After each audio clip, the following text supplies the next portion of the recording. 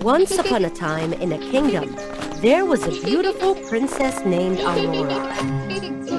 Aurora was deeply loved by her father.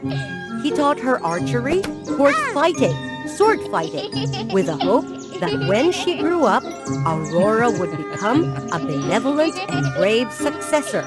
Unfortunately, the older Aurora grew, the more lazy she became. She ordered the servants to do everything.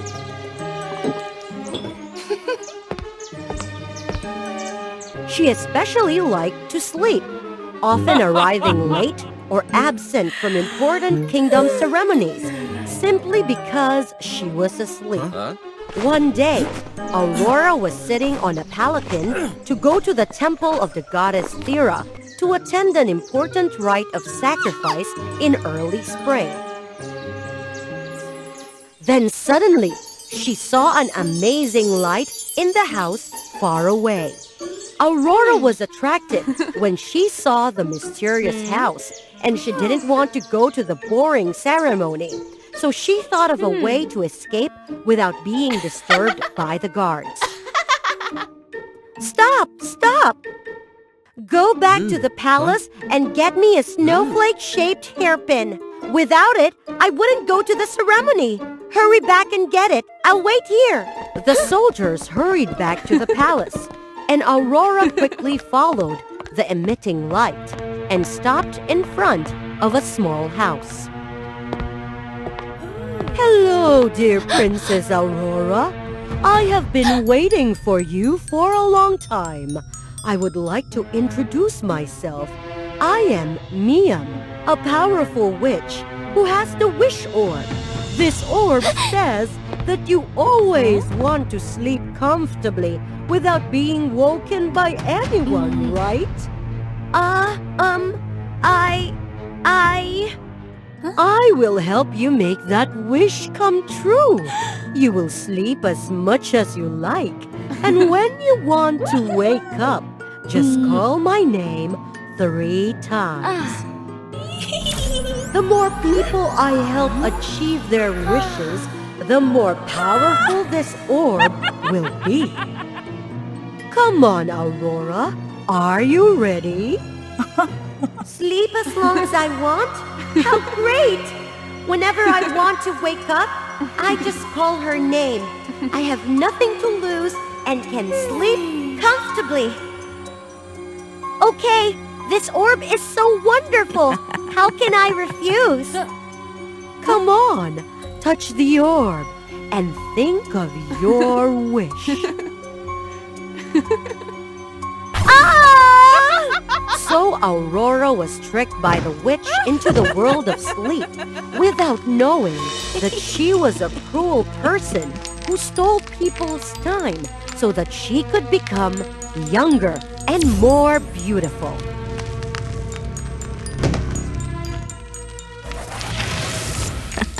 How wonderful is the taste of youth and beauty. The longer you sleep, the younger I will be. And if you keep sleeping and sleeping forever, your longevity, your beauty will belong to me. At the same time, Aurora's mind also woke up. She panicked and looked around. The white space was terrifyingly quiet. This empty place is my wish? Miam! Miam! Miam! Why didn't she show up? Did she deceive me? All right, just stay here and sleep for a while. Aurora was just half asleep when suddenly a noise woke her up. Come on! There is someone here! Aurora hurriedly ran around looking for and stopped in front of an endless high mountain with steps separated by arm's length, extremely dangerous. Hey man, what are you doing? Hello, miss. Who are you? Are you okay?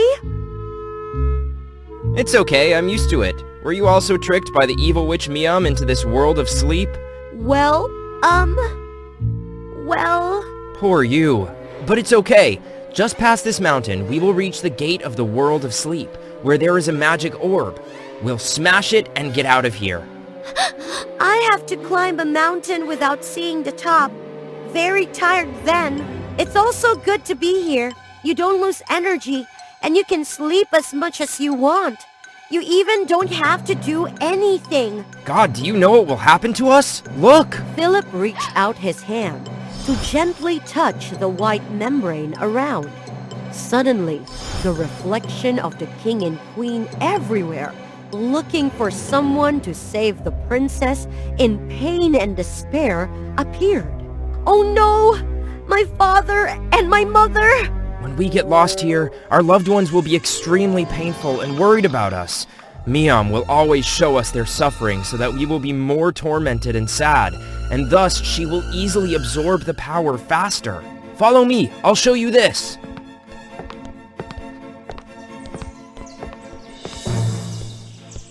Look, when they get lost in this world, they're all young boys and girls like us. But because their will to escape is corroded, their beauty and longevity have been absorbed by Miam.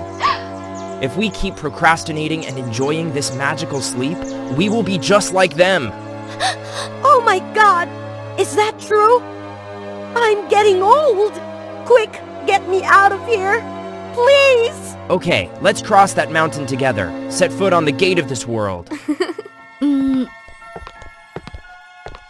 On the way, they met an old woman leaning on a cane, with a tired face collapsed on the side of the road. Aurora and Philip quickly helped the old woman sit up. Appreciated by the kindness of the two, the old woman gave them a knife and a rope. Try to break this world of sleep.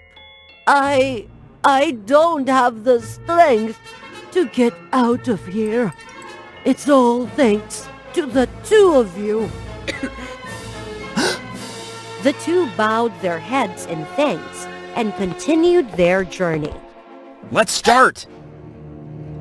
The two worked hard, climbing up each extremely dangerous ladder. Oh, your physical strength is quite good. Well, I was taught martial arts by my father from a young age. There is not a mountain in the kingdom that I have not yet conquered. But because I was lazy, refusing to learn martial arts, so my health is a bit weaker. If only I had worked harder, I wouldn't have been tricked by Miam. So what did she say to you? She said I would be able to sleep as much as I could, and just call her name 3 times to wake up. Who knows? It's okay. I was tricked by her too. She always pretends to satisfy all the unreasonable desires of people to push them into this place, which is very dangerous. That I'm too lazy. I have betrayed my father. It's okay. You're changing for the better. Take a look down at how far you've come. Wow! We're almost there! Suddenly, there were a lot of small stones fell from the top of the mountain, causing both of them to be surprised. Aurora almost slipped and fell. Take this, Aurora! Help! I can't give up! It's almost there!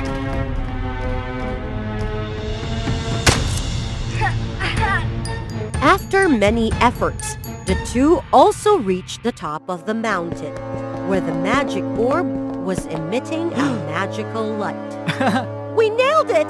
The magic orb is here! Feeling that someone was about to touch the wish orb, the witch immediately went into the dream world and quickly stopped their plan. It's too early to celebrate!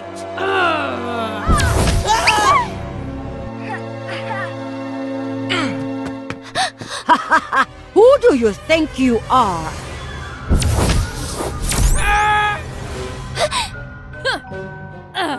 watch this! Haha, lazy princess, what can you do?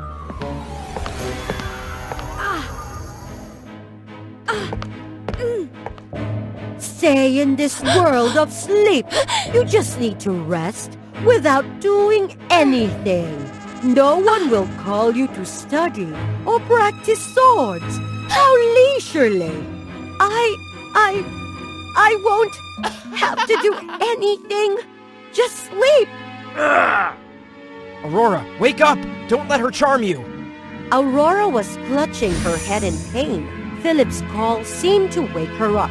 Childhood images kept appearing in her mind. Why? I ended up like this. What should I do? The witch took the opportunity when Aurora was struggling in pain, hastily sucked Aurora's lifespan, causing her to quickly become old. No! I definitely won't let you two down! Childhood memories reminded her of her old self, who was extremely strong and always working hard. She seemed to wake up, realizing her true self was not what the witch said. No one can steal anything from me without my permission! I'm going to destroy this stupid world! Ma'am, take this!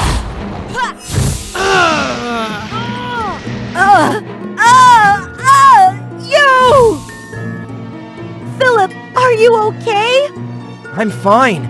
You have defeated the witch. It's spectacular. That's right. Now, world of sleep, go away! After Aurora woke up, she rushed back to the palace to meet her parents and correct her mistake. I'm sorry, you two. I betrayed you two. From now on, I will change, become a worthy successor. From then on, Aurora practiced swordsmanship, archery, and reading. She often disguised herself as a commoner to go out of the palace, visit, and help the people. Once, she ran into Philip again when she was leaving the palace. Philip? Is that you? Right, Aurora. I didn't expect to see you again. Later, Aurora became the queen to rule the kingdom, and Philip became a general, Aurora's right-hand man.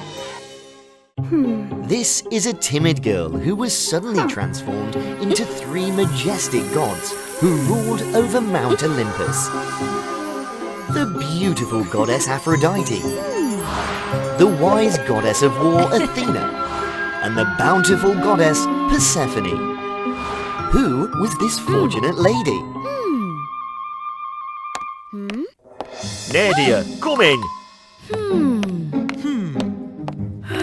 That's right, her name was Nadia, the daughter of Zeus and a mortal woman.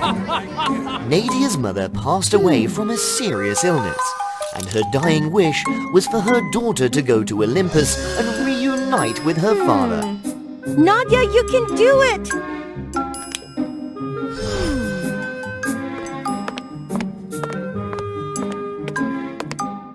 In the land of noble gods, a mere mortal girl was not warmly welcomed.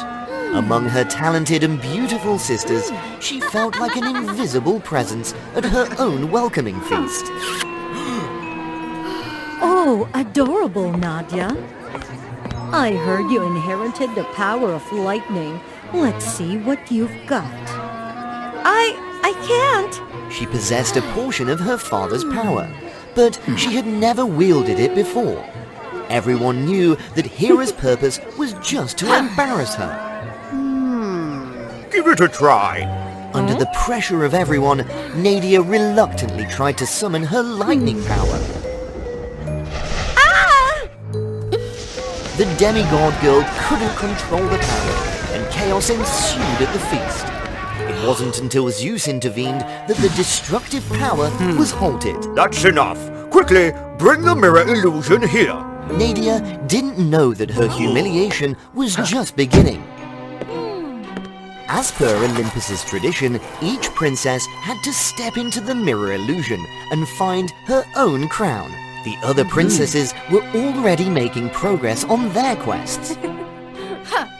Oh my, just give up. A demigod like her can't achieve anything. The taunts from her older sister successfully infuriated Nadia. Enough! Go back to where you came from. You're just a waste of time. Embarrassed and angered by the situation, Nadia couldn't hold back her frustration. I don't think I'm incapable. You and you, yes, all of you, you were born into privilege without effort. What did you say? Silence! Do you really think that way, Nadia? Very well. I will make a pact with you. According to the pact, Nadia would have 4 chances to complete the challenges. Additionally, she would be allowed to transform into her 3 sisters: the goddess of love, Aphrodite, the goddess of war, Athena, and the goddess of harvest, Persephone. If she couldn't complete the tasks after all 3 transformations, Nadia would have to face the challenges without the protection of any god. And what are the conditions? Besides your strength, you must also bear the weaknesses of your sisters. More importantly, if you fail to save yourself, you will vanish forever in the illusion. Nadia, it's not necessary. Nadia felt a moment of touch, realizing that Persephone was perhaps the only one concerned about her. I agree. For her first transformation, Nadia decided to become the goddess of love, Aphrodite. From the moment she assumed the role, Nadia enjoyed the charm of being a beautiful and alluring goddess.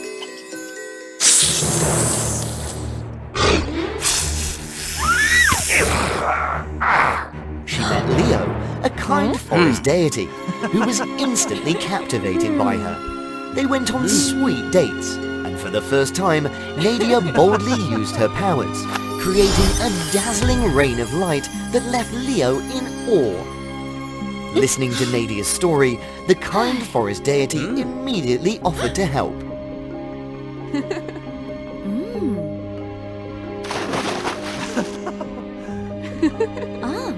Look, Nadia, it's the chest you've been looking for. Ooh. With his help, Nadia found her crown crest, but she didn't expect...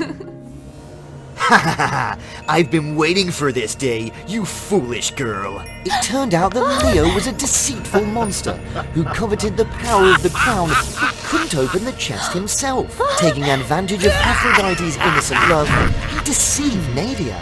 Thus, Nadia failed her first transformation. Ha ha ha! Look at her! Oh, the naive little girl. I won't give up.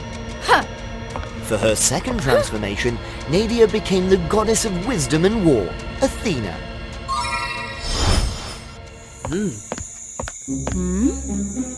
Please, goddess, save this weak soul! Nadia immediately recognized the deceitful monster. She turned the tables on him, making Leo help her find the crown. With her extraordinary combat skills and Athena's strategic mind, the demigod defeated Leo. However, the merciless goddess of war inadvertently caused the deaths of many night butterflies, the forest souls. The enraged souls rose and formed a powerful wave, attacking Nadia. In a desperate move, she used her lightning power to create a shield and bring it out. Within the shield, she deftly crafted a second protective barrier. But even with the combined power of her shield and lightning, it was not enough. Nadia continued to fail in her second transformation. Now, she only had one option left, to become Persephone, the perpetually sorrowful goddess of harvest. In return, she would have a powerful and loving husband, Hades, the king of the underworld. Under Hades' influence, Nadia didn't need to exert any effort to find the crown chest. So I passed the challenge just like that? Was it that easy? My daughter. Are you my daughter? It turned out that the nearby cave used to be the home of a group of refugees who had lost their harvest season. An earthquake had tragically separated the mother and her child. She longed to see her daughter again, whether she was alive or not. I am not your daughter. Moved by the old woman's plight, Nadia felt compelled to do something. She thought about her journey, the power inherited from her father that had created the sparkling rain, destroyed great rocks, and so on. That power would surely help her save herself. Nadia decided to awaken her lightning power. But inside, there were only unfamiliar souls. The earthquake had taken the mother's life, and her daughter was forever lost. Famine and poverty had brought suffering to so many people. As a goddess of harvest, once abducted by Hades from her mother, Nadia couldn't hold back her pain and sorrow. She gave up the power of the crown to save the lands in distress.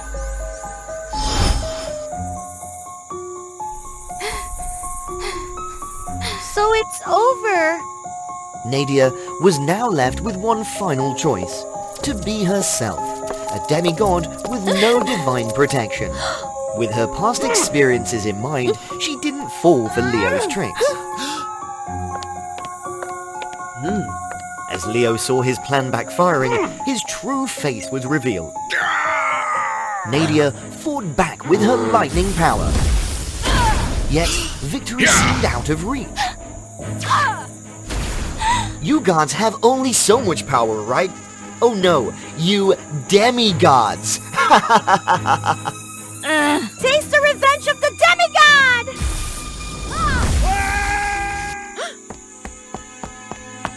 Nadia managed to escape the clutches of the demon Leo, but was soon exhausted and lost her way.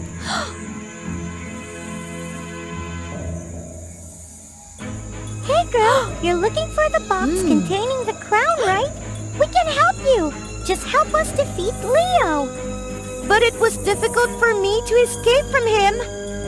Then forget it. Finally, Nadia agreed to cooperate with the Fireflies. With the Fireflies' guidance, Nadia was led to a high mountain where her crown was placed.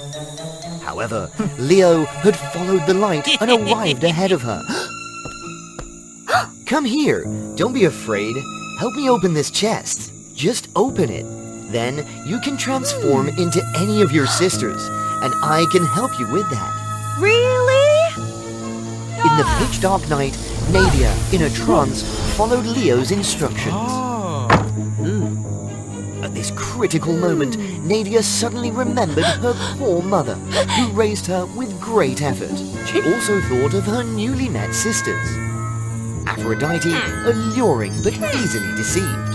Athena, powerful but lacking empathy. Persephone, always melancholic due to her wicked husband. Even as gods, they had weaknesses. If she belittled herself, she couldn't expect recognition from others. Nadia refused to be defeated in such a manner.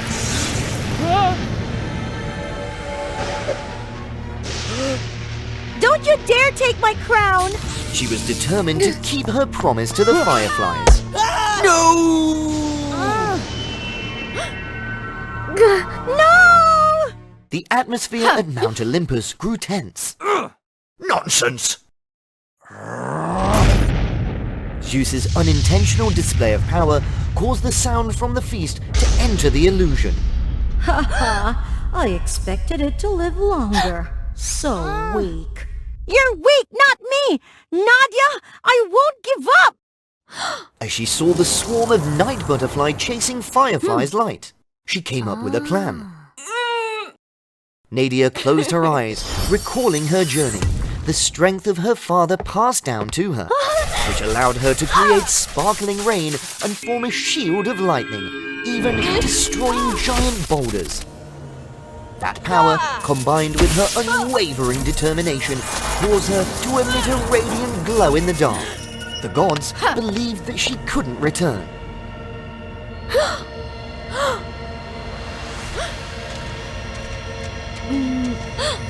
Nadia! Nadia! Surrounded by a glowing dome, Nadia had successfully attracted the swarm of night butterfly who saved her life. Nadia returned safely and finally gained the recognition of the gods and her family. With extraordinary perseverance and courage, she became the 4th princess of Mount Olympus. Let me know in the comments which transformation you like the most.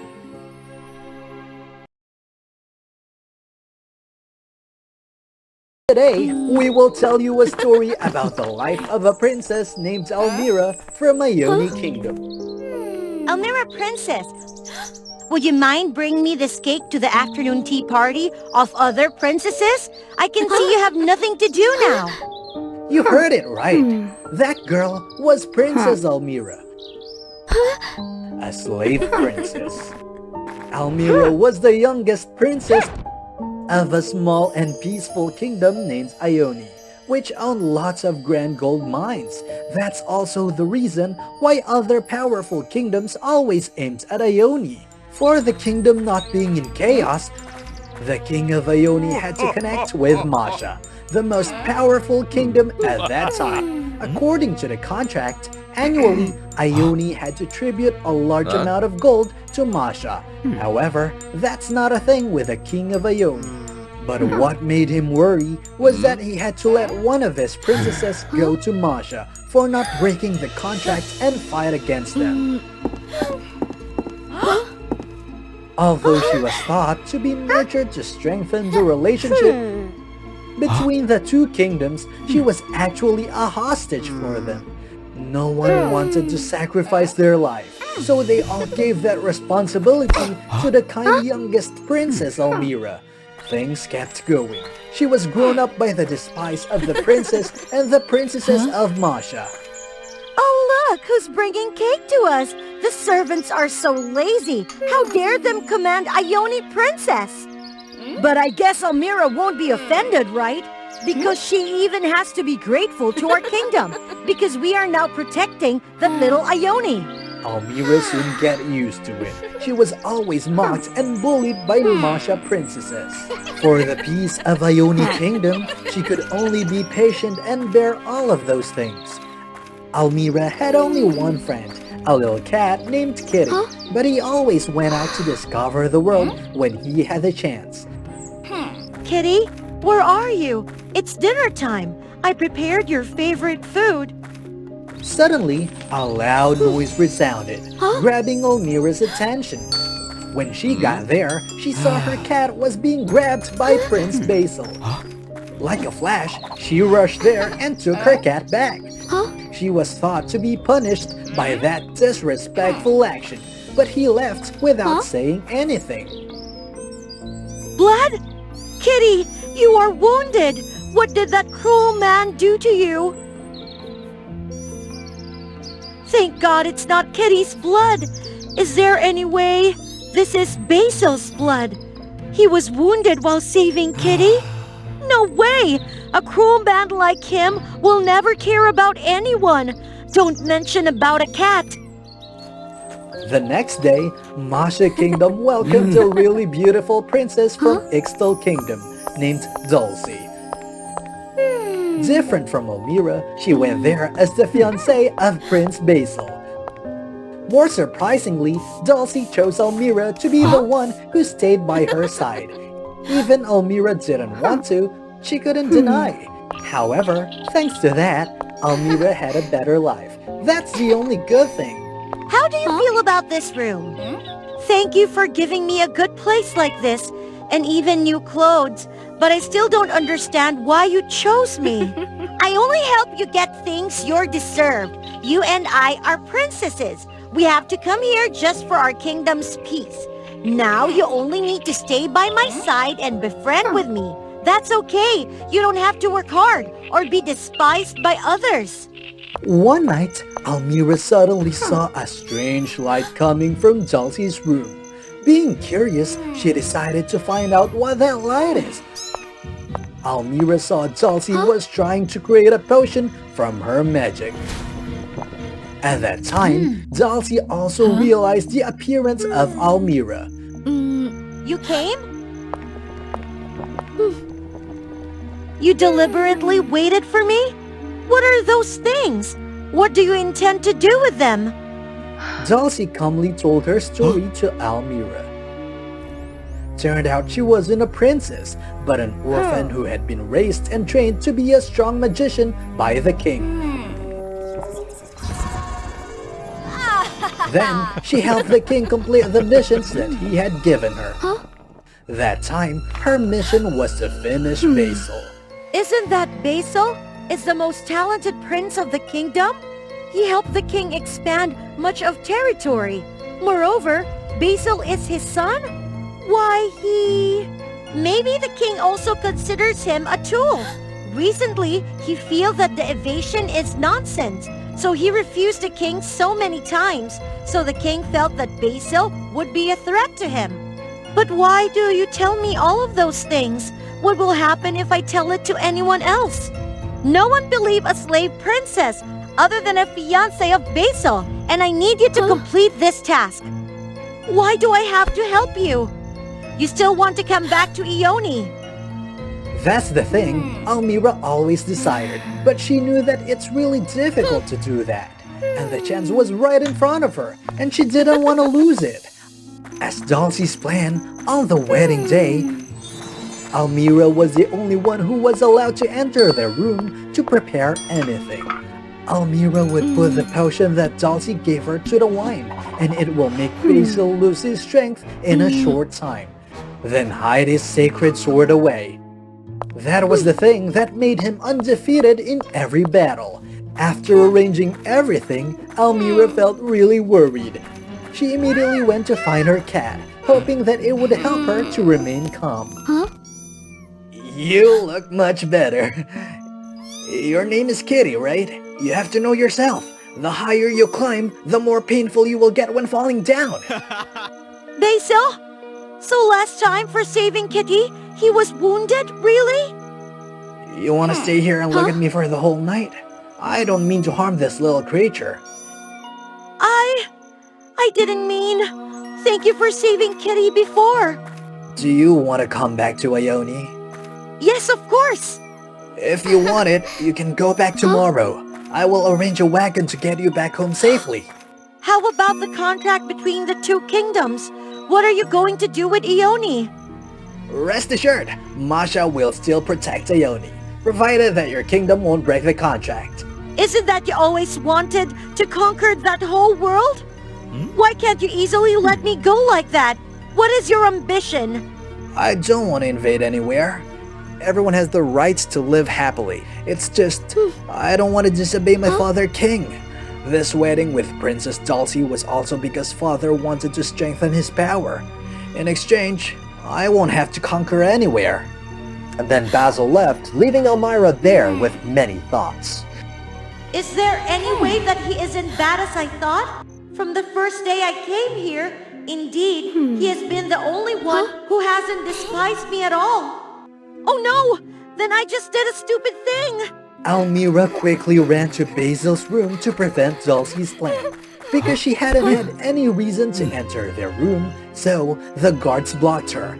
She could only climb there through the tree growing outside the window of Basil's room. Ignoring the spikes continuously perched at her body, Almira finally got there. Indeed, the things happened as Almira's planned. Basil had absolutely no strength to resist. Dulcie, stop it! Don't harm Basil! What are you doing? You don't want to come back? Of course I want. Then don't stop me.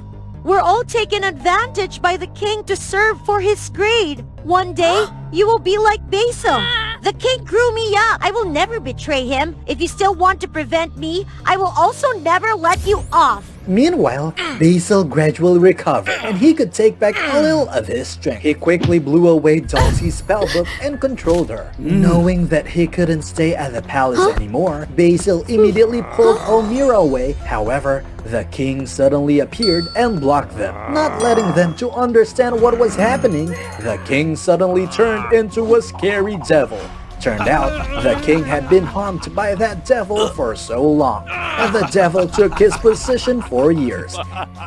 He wanted to take advantage of Basil to expand his territory because he would be able to get more life spirit from more people. Knowing that Basil wouldn't be able to defeat the devil, Almira remembered something. She quickly found the way to escape. The devil didn't mind Almira at all because his target was only Basil. He quickly controlled Basil and sucked his power. Everything was thought to be ended. Then Almira appeared again with the sacred sword on her hand. She threw the sword to Basil, and with the sword, Basil could escape from the danger. Basil was thought to defeat the devil with his sword. However, he had wasted too much energy, so he couldn't be able to defeat the devil.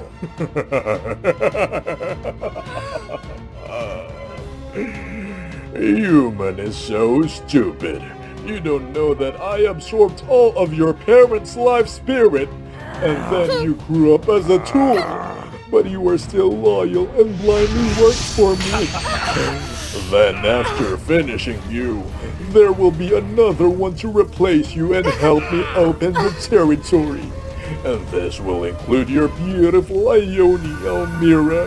The devil comfortably enjoyed the life spirit of Basil and Almira without noticing that Dulcie had awakened up. Dulcie was so angry that she used her magic to tie the devil up. Taking the chance, Basil quickly used the sword to finish him. After everything has ended, Basil took the throne and ruled Masha. He stopped the nonsense invasions and took care of citizens' life. Basil even freed Dulcie and brought Almira back as he had promised.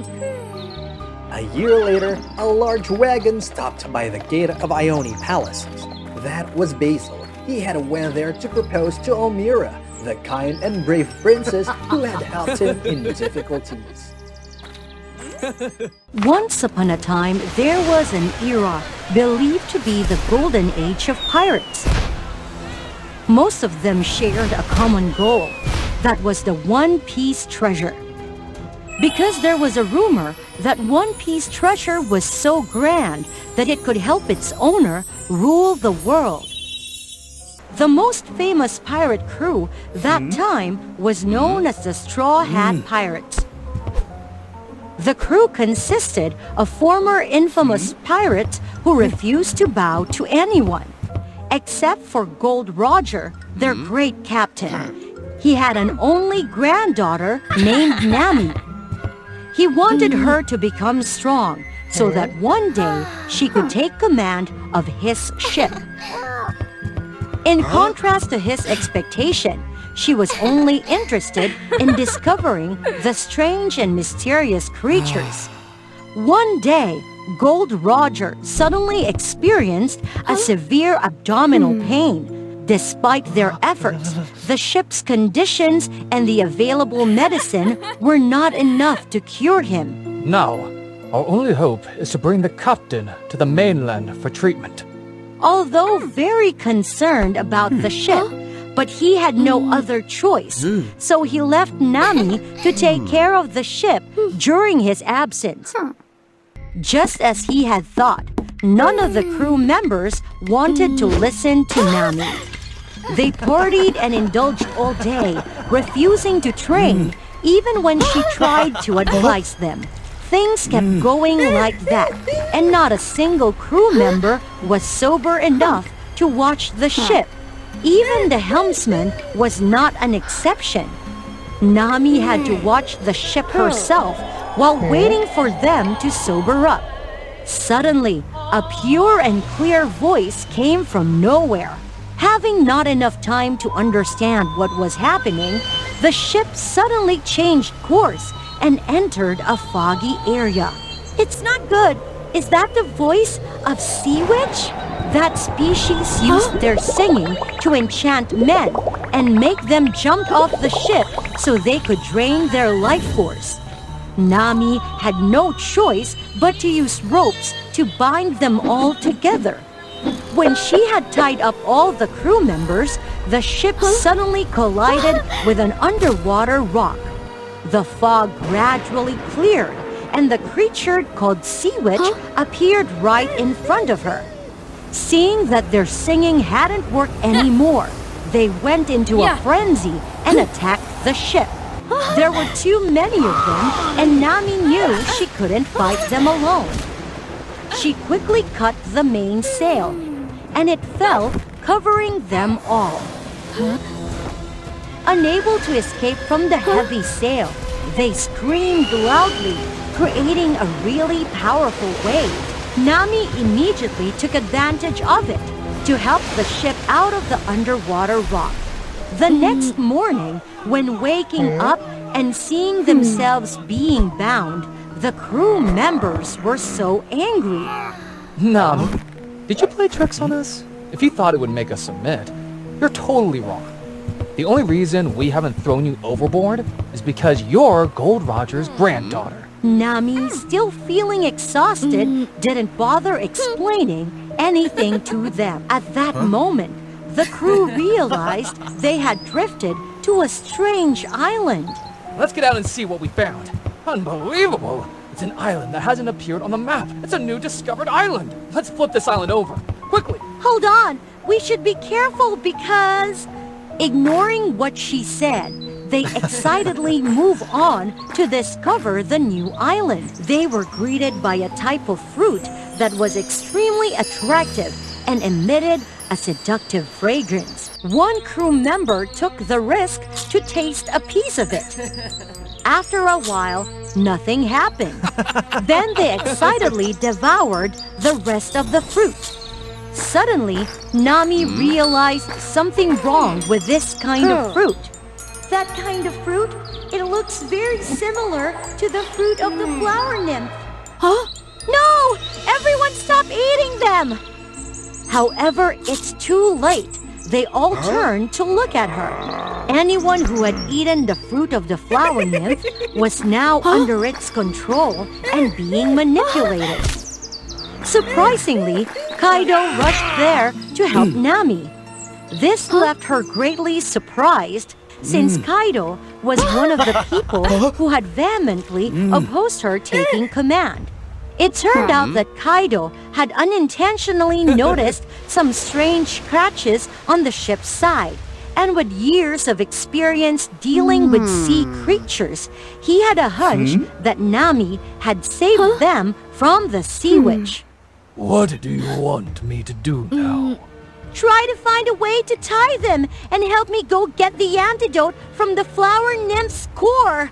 With his outstanding strength, Kaido just took a little time to control everyone. With her knowledge, Nami quickly found the hiding place of Flower Nymph.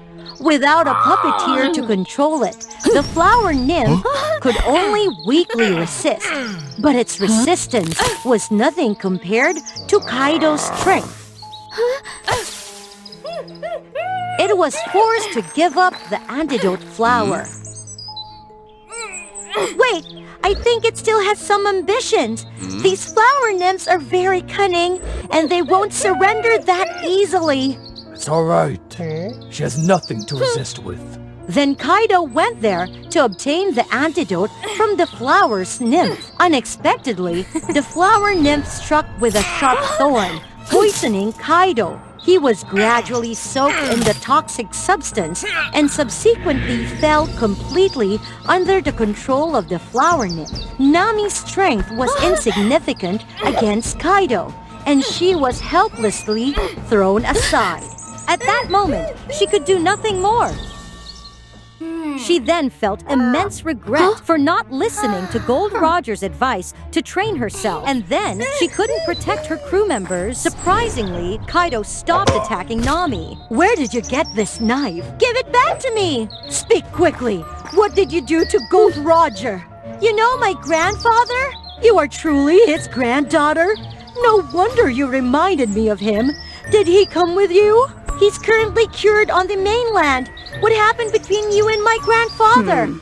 Many years ago, when Gold Roger was still a young and energetic man, he had accidentally gotten lost to this mysterious island. At that time, the flower nymph was still very weak and was often bullied by other creatures. It's Gold Roger who had helped her survive, earning her deep gratitude. Afterward, he left and entrusted her with the responsibility to protect something he referred to as a treasure. Treasure? Can you take me there to see it? Of course, because you're his granddaughter. Nami was astonished with what she could see, because that's One Piece, the treasure that all pirates sought. He soon found the One Piece long ago, but why didn't he take it and continue to embark on dangerous adventures? Nami suddenly noticed an empty chest. It's strange. Why is this chest empty? Perhaps you will give me a clear explanation. Nami then took the antidote and left. Of course, she still kept the One Piece a secret from her crew members until she heard an explanation from her grandfather. However, after several days, Gold Roger didn't return to the ship, but sent her a letter. It turned out that his true purpose as a pirate was to lead those who didn't become ruthless pirates towards a better path. Moreover, he had to protect the One Piece because he knew that if it fell into the wrong hands, it would lead to countless fierce disputes. Along with the letter, he gave Nami a magical sea map. It was one of the most precious items related to One Piece. This was a magical map that could accurately display the location of any living being in the sea. Having this map meant being able to travel to any destination with ease. With this chart, Gold Roger entrusted the Straw Hat Pirates to Nami. After all she had been through, Nami was now ready to become a true captain. From then on, Nami became the first pirate queen on the seas, carrying on her grandfather's ideals. Strong and sturdy, right? No, I was also withered one time and was reborn by the bravery and the love of that prince and princess. Do you want to hear that story? Yes! Yes! Of course! Once upon a time, from the creation of Earth, an old tree of life appeared, established a shield to protect mankind from dark forces. Meanwhile, there were also two kingdoms which were granted powers to protect that tree of life, named Animalia and Bethany. From the day he was born, the prince had a really strong light power. He could even control the sunshine, and everyone in the kingdom really admired and loved him. On the contrary, with the happiness of Animalia Kingdom, Bethany Kingdom was being in a stalemate. Everyone was really bewildered when their Princess Eudora was born without any power. The king and the queen were really worried. Then, when Princess Eudora turned 18, they decided to send her to the Magic Academy, hoping that it could awake the power inside of her. No, I don't want to go there to study. I want to be with you. No, you have to go there. You're now matured. You should practice hard to care for the future of this kingdom. Your father is right. Just go there to study and practice. You will soon be an excellent girl. Then everyone will all admire you.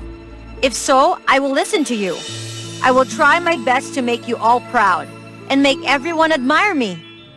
Princess Eudora listened to her parents and set out to the Magic Academy. When she got there, Princess Eudora met Prince Apollinaris.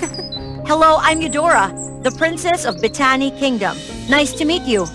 But Prince Apollinaris ignored her friendliness. That made Princess Eudora really disappointed. Even when they practiced, the prince also did it alone without caring about anyone. How could he be so arrogant with his power like that? No one wants to be his friend. Just live alone like that for the rest of your life. So the two of them just did their own works, without caring about each other. Until one day, for no reason, the Tree of Life suddenly withered. The protection shield was weakened, allowing the dark forces to approach and mess around. They destroy the houses and threaten the life of kind people. That made the two kingdoms really frightened. They gathered at the mountain where the Tree of Life was located. Standing in front of the withered Tree of Life, they all didn't know what to do.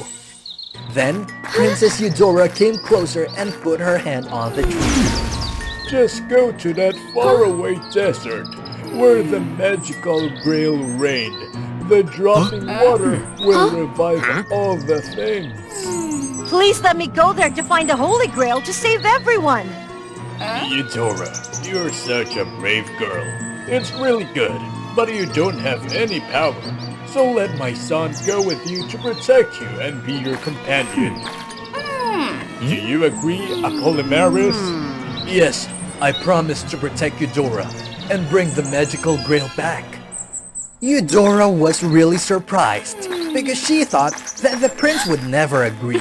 But the prince showed no attitude. He just silently followed to protect her. Together, they crossed the old forest until they reached a dark jungle.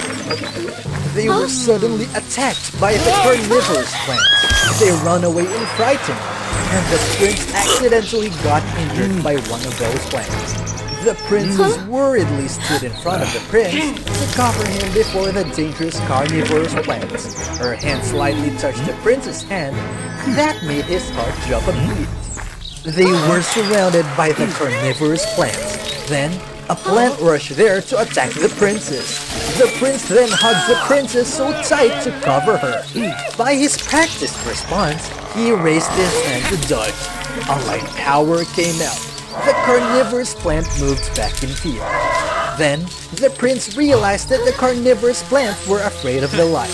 He casted a spell which made the light cover the whole jungle. And all the carnivorous plants were burnt into ash. The two continued their journey, and they had to face with a vast sea. Together, they collected the wooden boards to make a little raft to cross the sea. Unfortunately, after reaching the middle of the sea, a whirlpool caught them. The raft was lifted and sank into the water. They tried to swim to the bank, but they were gradually exhausted and gave up. Everything seemed to come to an end. Suddenly, the princess felt the water flow through her hand. It's just like she could grab the water. She used all of her power to shout out and grab her hand. Then, the water was separated aside, creating a path in the middle. Escaping from the danger, the princess quickly went there to raise the prince, and together, they crossed the sea to continue their journey. Turned out I'm not as useless as I thought. My inside power is the power of water. You have never been useless in my eyes. They continued their journey to the desert, and finally, they reached the sacred temple. The prince and the princess intended to enter together. Suddenly, a giant scorpion appeared to attack them. They coordinated to fight against the monster. The prince controlled the sun to shine directly to its eyes, making the scorpion dazzled and disoriented. Taking the chance, the princess casted a spell to create water arrows and continuously attacked, making the scorpion collapse. They successfully entered the sacred temple together and came close to a golden box. There's sun and a moon orb on its body, and there was also a quiz below. There were two sisters. One gave birth to another and vice versa. Are they light and dark? Or fire and ice? That's right. They're day and night. The box immediately opened. However, being happy for just a while, the scorpion monster suddenly woke up. It used the tail to attack the prince. The prince rushed there to block its attack. He got poisoned, then collapsed. The princess was so angry that she used all of her power to create a whirlpool to finish the scorpion. Then, she held the prince on her lap. Please don't leave me alone! The princess hurtfully cried beside him. Suddenly, she remembered what the Tree of Life had said about the grill could revive everything. She hurriedly came back to the box and discovered that there were 3 magical grills in that box. She was confused. Then she saw the grill in the middle had the sun and moon symbol, which were the same as the symbols of the sacred temple. She hastily lifted the grill in the middle up. Immediately, the 2 other grills disappeared. She ignored everything and poured the magical water into his mouth. A light covered him and the prince woke up. He emotionally held her hand so tight. Miraculously, when they touched each other's hand and together touched the grill, the water inside was full again. Together, they brought the magical grill back to water the Tree of Life. It was revived immediately. And the magic protection shield was back to protect everyone. The prince and the princess shyly looked at each other. They gradually fell in love with each other, and they lived happily forever. Once upon a time, there was a Spider Queen, and this is the tale of her life. But first, follow the WOA Fairy Tales channel. Don't interrupt the story, okay? The Spider Queen, Charlotte, lived in seclusion within the forest, as everyone feared her eerie presence. In reality, Charlotte was very kind-hearted. She used her abilities to protect the forest. Despite her kindness, Charlotte believed herself to be terrifying. In the past, Charlotte's former husband sacrificed himself trying to save her, but people misunderstood that she was the one who harmed him. Since then, Charlotte chose to live alone, befriending only the unhatched spiderlings. Deep down, she longed for love and companionship. That day changed Charlotte's life. Why are you here, human? This is Princess Wendy. Actually, I need your help. I'm an outsider. No one values me. I'm always alone. I have to win the fabric weaving contest for the princesses so the royal family won't abandon me. But my weaving skills are poor, so... So you want me to do it for you? The answer is no. If I win, I can convince the people that you're not scary. And if they see your talent, they'll trust us. Charlotte didn't want to see herself and her spiderlings lonely anymore. Charlotte also empathized with the prince's situation. Wendy went all out to protect Charlotte, and it had been a long time since the Spider Queen received such respect when they returned to the castle. That night, she diligently wove a beautiful gown for Wendy to use in the contest. It's marvelous! Truly breathtaking! Thank you. Her efforts were rewarded. The gown she sewed for Wendy was indeed the most beautiful gown. And Wendy easily won the first round of the competition. The dress is stunning. I had no idea the princess was so amazing. People like my dress? It's truly that wonderful? Wendy was really glad after coming back from the contest. I knew you were right! Unbeknownst to them, Anna, a competitor, plotted revenge against Wendy. Little did the villains know that Charlotte was with the princess. And they were quickly defeated. Charlotte, if you didn't, Don't. You're my friend. I'll do everything to protect you. I'm not... Though Wendy behaved strangely, Charlotte couldn't investigate further, as she had to prepare for the next round of the contest. In the following round, the princesses had to weave a giant fabric kite across a deep abyss. In the end, only Princess Wendy and her rival Anna remained. And of course, the kite woven by Charlotte brought victory to Wendy. Wendy! Wendy! Wendy! Wendy! Wendy! Wendy! Spider Queen Charlotte felt as if she was being cheered for. I can't lose. You'll pay for this. Wendy, thanks to you, I discovered my own talent, and you became my friend. I truly appreciate it, after all these years. I'm not the person you think I am. The princess left again, just like before. But this time, Charlotte couldn't ignore her friend. And she discovered the secret that Wendy had been hiding. The princess wasn't abandoned at all. Wendy was actually quite playful and loved parties. Out of vanity, she had bet that she would win the contest. Wendy seemed hesitant, but... So you deceived me? Just to satisfy your selfish vanity? Yes, but I truly regret it, because you actually cared about me. You were the first person. I can still convince them that you're not scary. Enough! Thinking she would be loved, the Spider Queen was deceived by her own friend.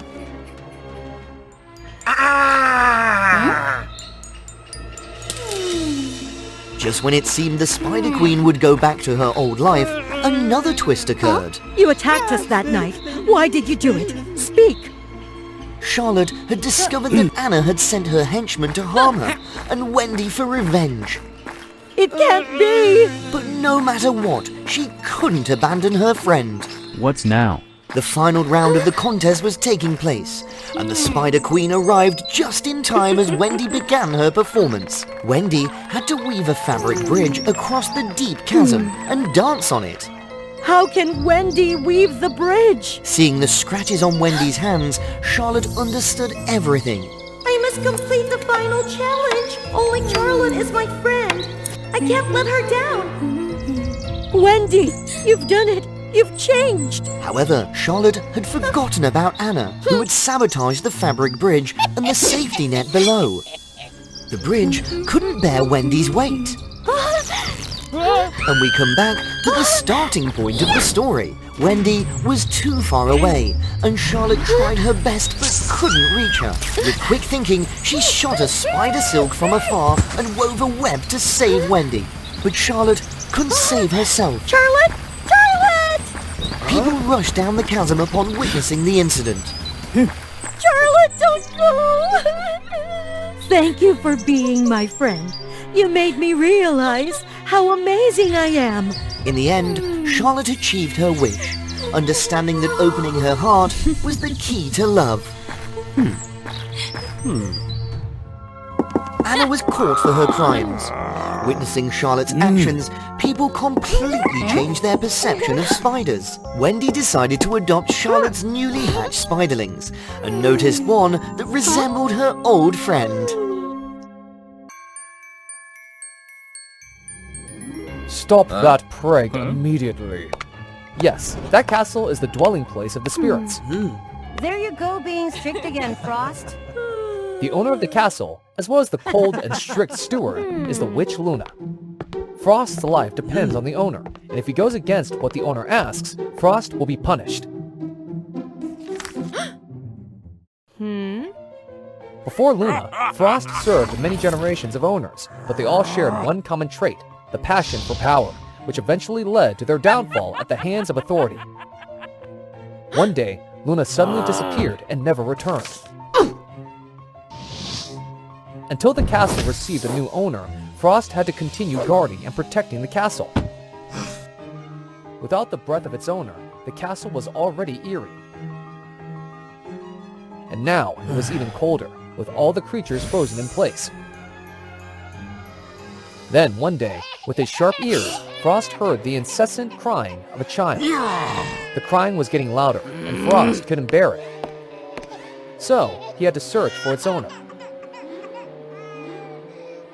You unlucky child. You must be the one that villagers sacrificed to the demon. Humans are so selfish. Stop crying!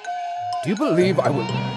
Faced with the innocent and cute smile of the child, even though Frost had threatened her, his icy heart was touched, and he sighed and brought the child back to the castle. As soon as the baby let out a crisp laugh, the castle was infused with vitality, and all the creatures woke up and accepted the child as their new owner. And so, after a very long time, Frost had a new owner. He gave her a grand and powerful name, Scarlet.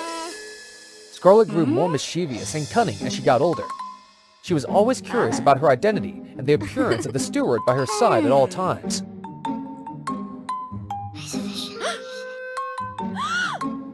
No, you can't do that. If Mr. Frost finds out, he won't let it go. Frost again. It's all right, I assure you. Assure me of what, Miss Scarlet? I assure you that today I will read my books diligently without playing or fooling around. Despite being very caring and protective towards Scarlet, Frost did not agree to let her have her freedom. Give up that plan, miss. You can't escape from here.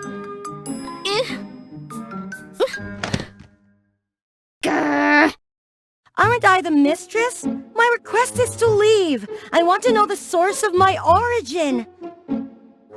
Impossible. I will never... Ah! When he didn't comply with the mistress's wishes, Frost would be punished. But he accepted the pain to hide the truth that Scarlet was an abandoned child, avoiding harm to his mistress. So, miss, will you give up on the plan as promised? Why give up? I must see it through. If Frost doesn't know, he won't feel any pain.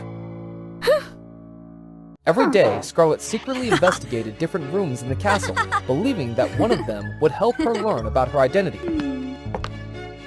Wait a minute, why am I doing this? Aren't all of these things already mine? Thanks to these secret explorations, Scarlet's daily life became more enjoyable and exciting. Of course, everything happened while the steward Frost was busy with work. When she arrived at room number 98, it was unlike any of the interesting rooms she had seen before. This room was covered in layers of dust, dampness, and a gloomy, dark atmosphere. The only light came from an antique lamp next to an old lady carefully mending an old carriage frame. The old lady was so absorbed that she didn't notice a group of suits closing in on her. Stop! Quick, go! You're a kind girl. What do you want to ask me? I'm a witch who can answer any question in the world. Scarlet was excited to ask about her own background. The sound of the bell ringing indicated that Frost had returned. Anyway, it's still here. I'll come back tomorrow. The next day, when Frost was busy with work, Scarlet hurriedly went to look for room number 98. Strangely, it had disappeared, replaced by room number 99. Behind it was the place she had always wanted to go, the town of humans. A loud noise caught Scarlet's attention. A human girl was in a heated battle with a monster. The fight was extremely tense. The girl was at a disadvantage. Seeing this, Scarlet didn't hesitate and rushed to help. Taking advantage of the moment when the monster turned to attack Scarlet, the human girl seized the opportunity and destroyed it from behind. After overcoming the danger, the two young girls became friends. I'm Lena, a student of a wizard who banishes demons in this town. Based on your attire, you are... I'm Scarlet! I live deep in the forest! I came here to find out about my background. Lena was frightened to say that the forest was where the strongest evil creatures gathered, especially the haunted castle that imprisoned young human girls. The terrifying castle steward caught them and turned them into souls guarding the castle, unable to escape.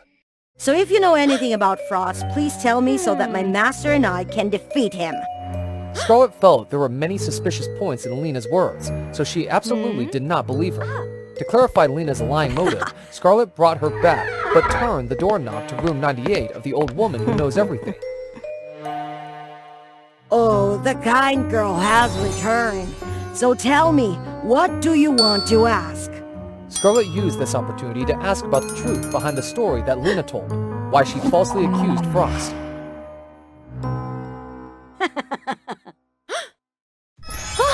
The story goes that the witch Luna, the former owner of the castle, had a sister named Lena.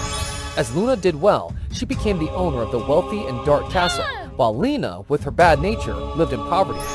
She was not content, so she trained in dark magic day and night to defeat Luna, taking everything from her sister. The day finally came when she defeated her sister, stole her face, and pretended to be her to gain the castle's power. Luna's soul escaped without Lena's knowledge. The haunted castle was always hidden, and since she didn't have the real owner's soul, she couldn't find her way.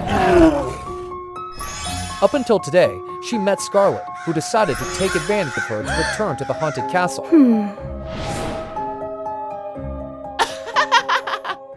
As the story concluded, the old lady vanished.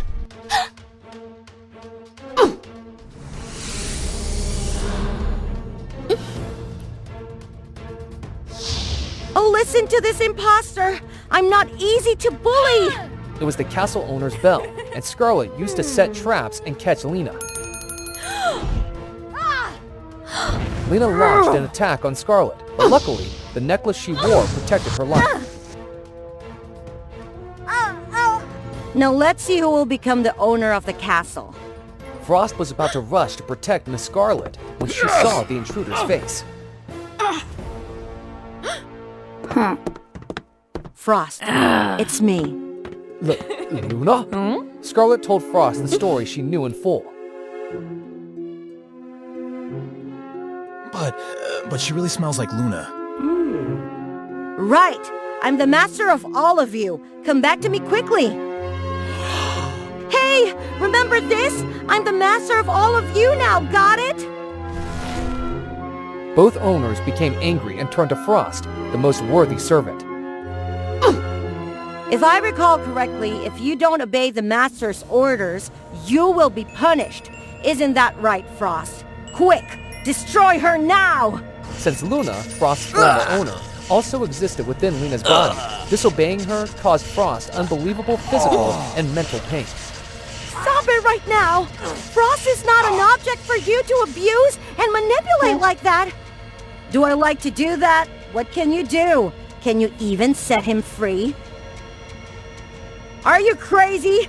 Don't you want supreme power anymore? The owner of this castle has the ability to release her servant, but it has never been done before because it would weaken their ultimate power, which they want to maintain.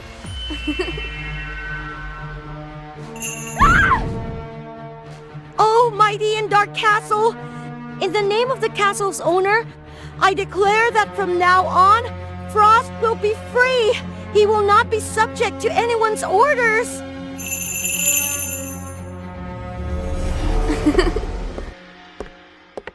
Don't you need power? Of course I do!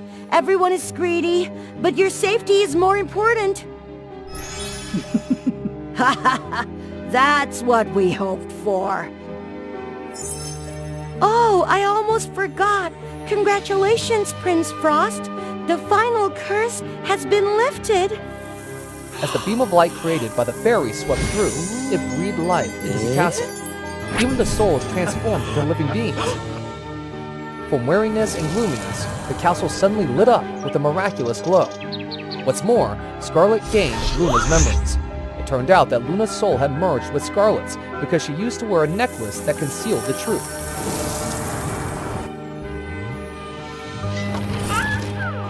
Amidst the castle's colorful transformation, Frost, the steward, was no exception.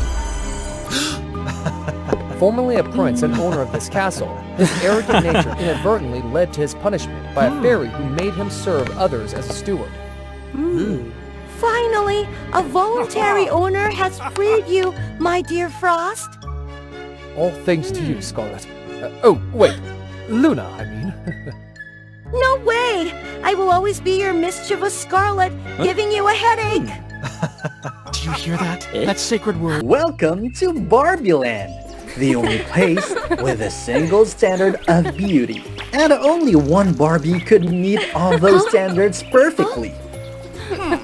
Shiny blonde hair, sparkling blue eyes, thin cute lips, slim and fit body, and especially no body odor.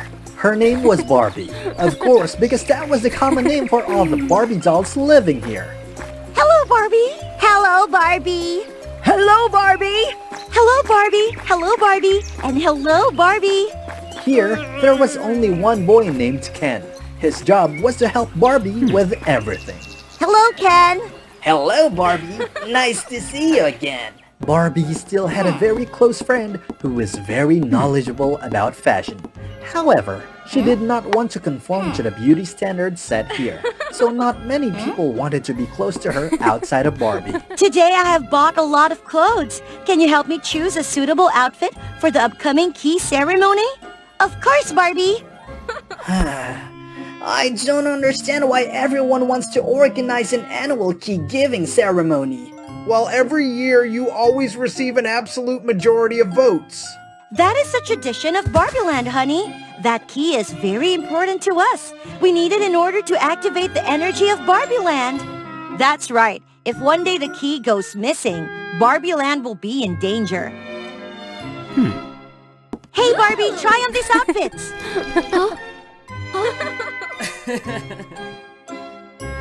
When Barbie was getting ready to try on her new clothes, suddenly there was a strange smell coming up. Barbie, do you smell something unpleasant?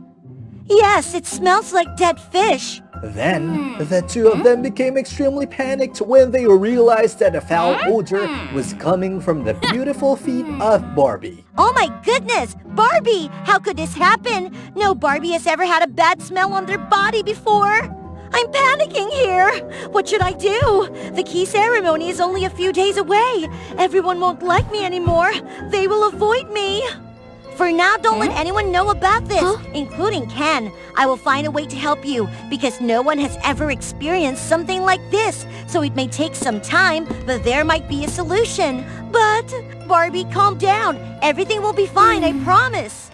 However, that evening, there was suddenly a lot of noisy sounds and shouting around Barbie's house. Barbie, there's bad news. I don't know how everyone found out that you have smelly feet. Now they're protesting outside. If that's the case, I will go outside and apologize to everyone. No, they are currently very angry. If you go out there, it will only make them more agitated. So what should I do? Earlier, I found a way, but... Really? How so? But what? Without further explanation, Barbie was pulled out by her friend through the back door. They stopped at a corner of Barbieland, where there was a rusty door. They used all their strength just to be able to open it. You have to leave Barbieland. Seeing the pitch black night behind the door, Barbie hesitated a little. I think I should still go back and... However, before she could finish her sentence, Barbie was forcefully pushed through that terrifying door by her friend. Barbie was taken to a very strange place. Here, the green color of grass dominated, not pink, like in Barbieland. Help me! The sound of distress attracted Barbie's attention. Following the sound, she discovered a girl hanging precariously on a cliff's edge. Barbie quickly pulled the girl up. Thank you for your help. I am Merida, the princess of the powerful Dunrock tribe. Earlier, I was being chased by a big black bear, which caused me to slip and fall into a ravine. Who are you? You don't seem to be a local. I'm Barbie, and I come from Barbieland. When Merida learned Barbie's story, she couldn't help but burst into laughter. This matter is very serious. It's not fun at all. I'm sorry. I didn't mean it that way. Your problem is nothing compared to mine. I will help you. Merida took Barbie back to the tribe and prepared a special water with a lot of precious herbs for her. Dip your feet in here. Following Merida's advice, Barbie took off her high heels and put her feet in the water basin. At this moment, Merida just realized that Barbie's legs still remained pointed high even though she had taken her feet out of the shoes. Why don't you put your feet down? What are you saying? Nobody does that at my place. Frustrated with the strange rules in Barbieland, Merida had to bring out a taller basin so that Barbie could soak her feet in it. Indeed, Merida's herbal water had helped eliminate the unpleasant odor from Barbie's feet. Thank you, Merida. You saved my entire life. No, it was you who saved my life. At this moment, a servant entered and informed Merida about a certain party. Oh, I love parties! Lively music, delicious food, and especially getting to meet a lot of friends. I feel the opposite. This is a party for princesses and princes. The purpose is for everyone to be able to find their other half. Last year, I was laughed at because of my appearance. They are really mean, just ignore them. In fact, I didn't really pay attention to them. I'm just afraid of that person. Who is it? Fergus, the prince of the neighboring kingdom. We met when we were young and did you like him, right? This year he will also participate. If he sees me like this, he will be very disappointed.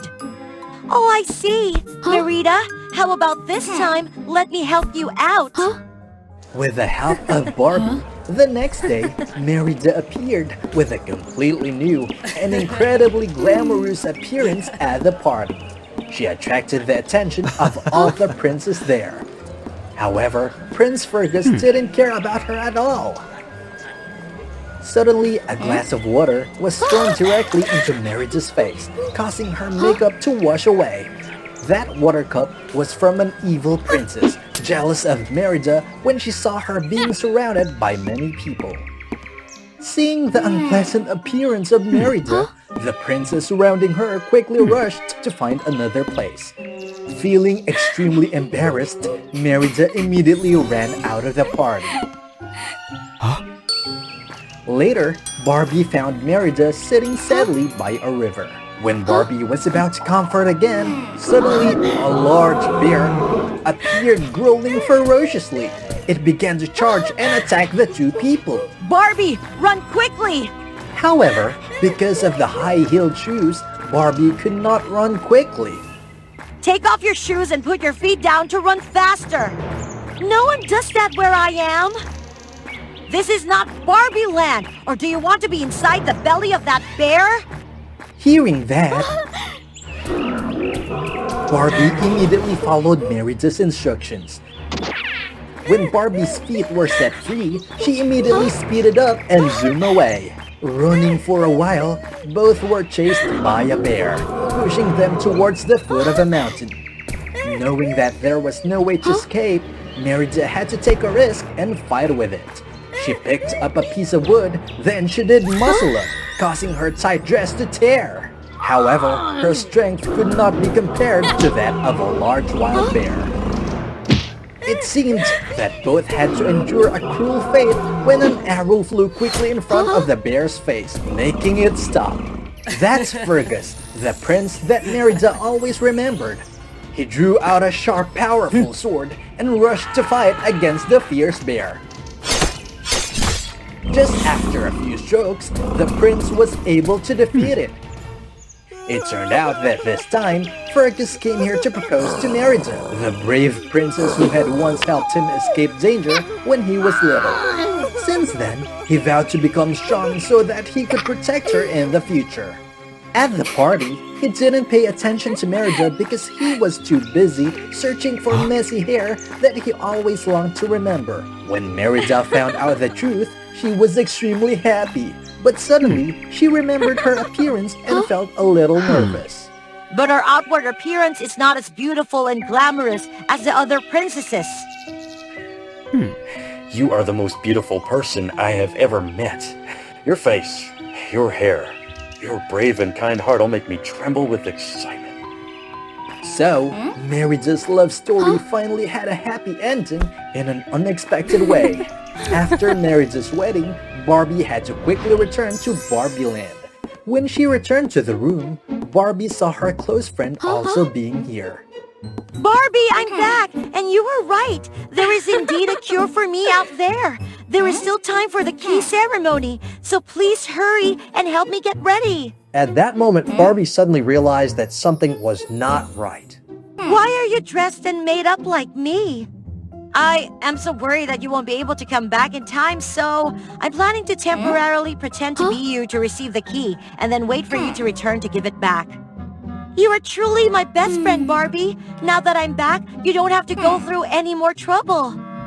Okay, then go change your clothes. I have already prepared them in the dressing room. You are indeed thoughtful. However, as soon as Barbie entered the dressing room, her friend immediately slammed the door shut, locking her inside. Barbie, what are you doing? Let me go quickly! I will replace you to go receive the key. Why do you have to do that? I'm fed up with having to shadow you all the time. It's all because of that silly beauty standard. Once I have the key, I will be able to take control of this place and replace that stupid standard. She quickly left after speaking, leaving Barbie extremely confused about the changes in her friend. Suddenly, at this moment, Barbie smelled an unpleasant odor rising. This foul smell, could it be my own feet? Looking down, there was nothing unusual. Barbie took a sigh of relief. Following the foul smell, Barbie discovered a bottle of liquid along with many strange objects. At this moment, she just realized that everything was intentionally arranged by her friend beforehand.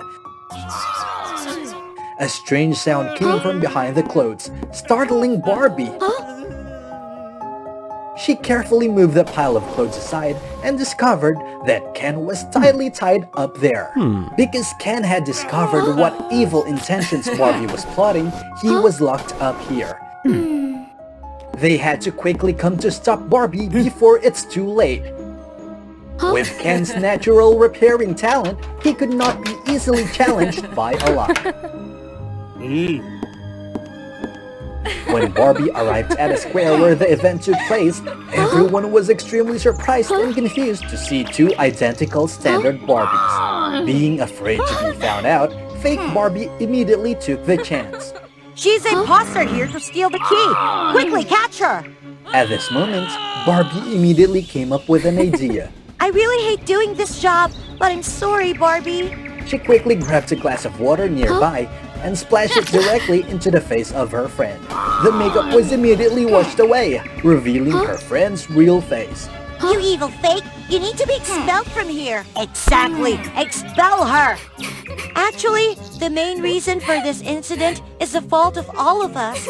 Because we have set such strict standards for beauty, I think it's time to change it. Barbie slowly took her feet out of the high heels and placed both feet on the ground, to the amazement of everyone. That very standard causes us to lose our own beauty. We don't even have our own name. But Barbie Land has always been like this. How could it be changed? She is right. I'm tired of having to chase after a standard that I don't even like a bit. I agree too. Others also simultaneously discarded their long-worn disguises.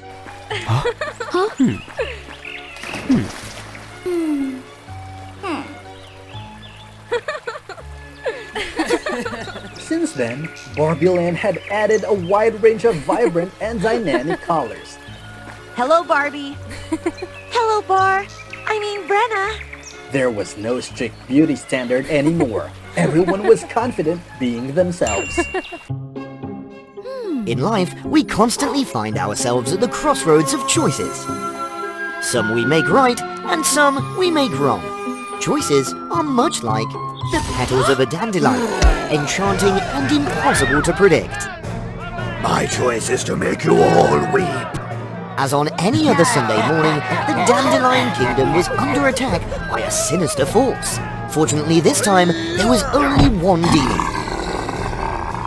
However, no one could defeat it. Let me help you. This is futile!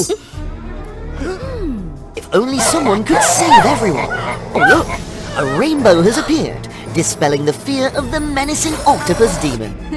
She's here! Our Rainbow Guardian! Who are you? The rainbow beam suddenly descended upon the octopus demon, transforming it into a cute stuffed octopus. From above, Rainbow Guardian Phoebe appeared in all her glory, with her magnificent rainbow wings. The delighted citizens gathered around Phoebe, celebrating her victory. However, someone wasn't pleased.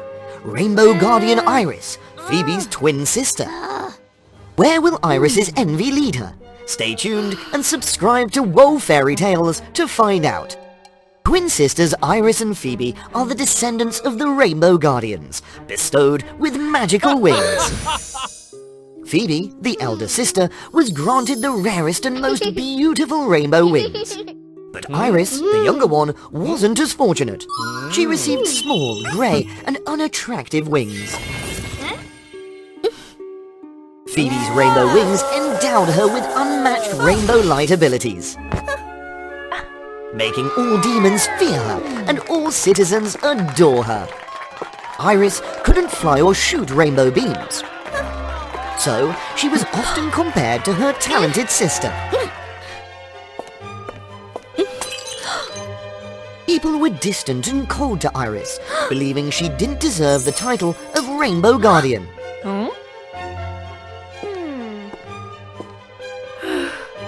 This made Iris increasingly insecure and closed off.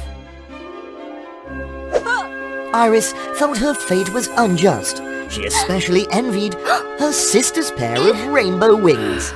Nevertheless, Iris quietly helped people with her modest abilities. She hoped that one day someone would recognize her worth. Today is the birthday of the two sisters, Phoebe and Iris. Precious gifts were delivered from all corners of the Dandelion Kingdom.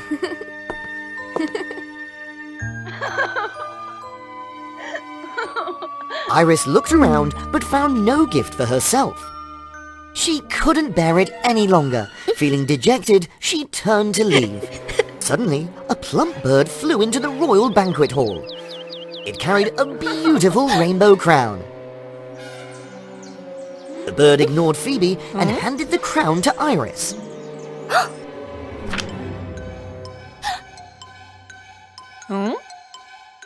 For Iris, the most deserving.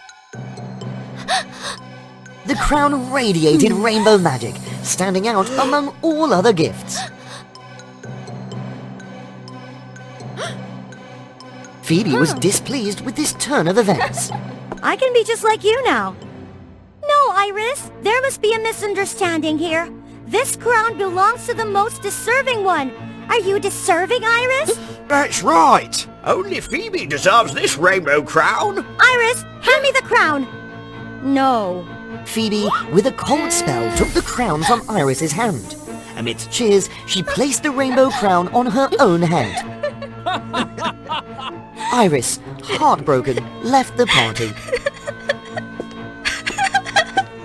Since Phoebe possessed the rainbow crown, for some reason, she became selfish and stopped caring about her role as a rainbow guardian.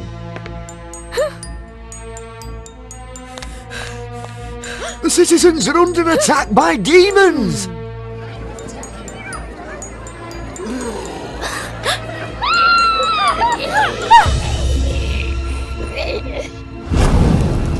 Just one demon and you can handle it? I'm busy! The rainbow crown emitted a sinister magic, mesmerizing Phoebe.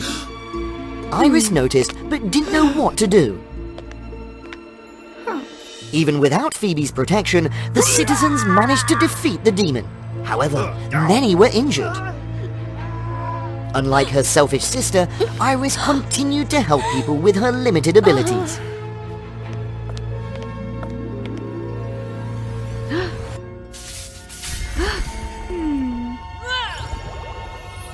An old woman advised her. The old woman gave Iris a dandelion flower. Just follow the dandelion petals, and Iris would find the skilled Dr. Dante, the only one who could heal Phoebe's troubled heart. Once I cure Phoebe, they'll recognize me. Iris followed a path strewn with dandelion flowers. The path led her to a vast field of dandelions, bathed in warm sunlight and gentle breezes. Here, Iris met Dante, a young and talented doctor with a kind heart. Iris immediately admired Dante from their first meeting.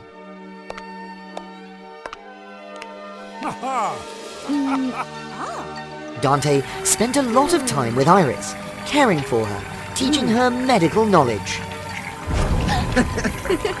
But in reality, Dante was the Demon King. However, because someone finally cared for and valued her, Iris didn't realize she was being deceived by Dante. Iris was happy by Dante's side. Nevertheless, she needed to save her sister. Iris, you could stay here with me and forget about those who underestimated you. I have to help my sister. In that case, you'll need to obtain 3 of her rainbow feathers. I can't. No one can touch her rainbow wings. Then I can help you.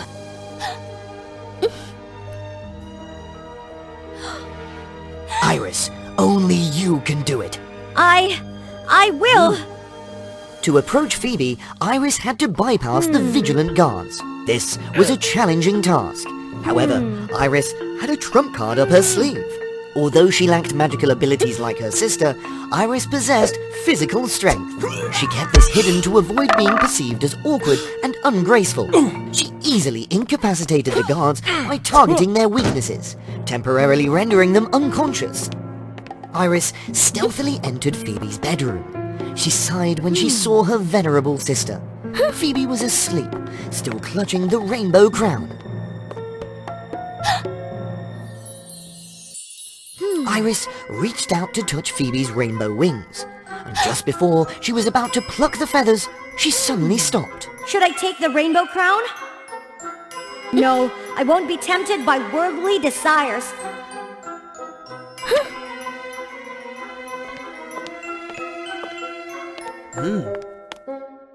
I've taken the rainbow feathers. Thank you, Iris. You're too naive, Iris. The one who sent the rainbow crown to you is none other than me. You deceived me! Poor Iris was helpless, being exploited by the Demon King, Dante, without any recourse. He soared high, using a feather from Phoebe, breaking through the rainbow barrier, and opening the way for the horde of evil demons to invade the kingdom of Dandelion. Without the protectors of the rainbow, no one could defeat the wicked demons. It's all my fault! The situation was now extremely dire. Due to neglecting her role as a rainbow guardian, Phoebe could no longer harness her own power. Now, the demons no longer feared her. They completely overwhelmed Phoebe. It can't be! Dante used the second rainbow feather to manipulate Phoebe's mind.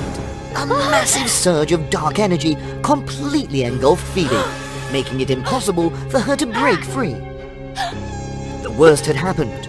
Rainbow Guardian Phoebe was corrupted by the Demon King, Dante, betraying everything she had once protected. In the darkest moment, the little bird that Iris had saved long ago returned. Seeing the little bird, Iris felt a surge of motivation. She decided to correct her mistakes herself. Iris and the little bird faced Dante, 2 demons, and their twin sister Phoebe. The demons showed no fear of Iris, a powerless rainbow bearer. Mockingly, they allowed Phoebe to attack her sister. Phoebe showed no mercy at all. This time, Iris was prepared. Wake up, Phoebe! You are a good person! No! Please remember, Phoebe! You only took advantage of my kindness! Phoebe! You are a rainbow guardian! I will protect you! And everyone else! No! No! No! No! Iris's words stirred something in Phoebe. However, Dante's dark magic was too strong to be dispelled. Phoebe couldn't bear these conflicting emotions any longer. She unleashed a powerful burst of energy toward Iris. A huge explosion occurred, enveloping everything in a thick haze, obscuring Phoebe's vision entirely. Suddenly, Iris tore through the dust cloud and embraced Phoebe. I'm sorry. I'm sorry for not helping you, for making you do everything. I was jealous and wanted to be like you, without realizing how exhausted you were. Help me! Someone help me! Come back to me, Phoebe. Thanks to Iris, Phoebe regained her composure. The Demon King Dante could no longer manipulate her. Iris, I'm sorry too. Is it over yet? No! The cruel Dante set fire to the last rainbow feather. In doing so, he easily deprived Phoebe of her life. In her final moments, Phoebe used all her strength to touch Iris's tattered wings, transferring all her remaining power to Iris. This is my gift to you, Iris. Iris no longer needed the rainbow wings. All she wanted was to be by her twin sister's side. No, I can't accept this. Thank you, Iris. Thanks to you, I've realized my flaws. Despite having boundless strength and the love of everyone, I should not have been complacent and lost myself in arrogance. In the absence of your protective embrace, I discovered how weak I truly was. It wasn't my lack of power, but my fragile heart. I couldn't face my own self. It's the end, Dante. The demon Lord Dante could never have anticipated this turn of events. His plan was supposed to be foolproof. Don't pretend, you two! Now, the two sisters, Iris and Phoebe, had each other, and the Demon King Dante was no match for them.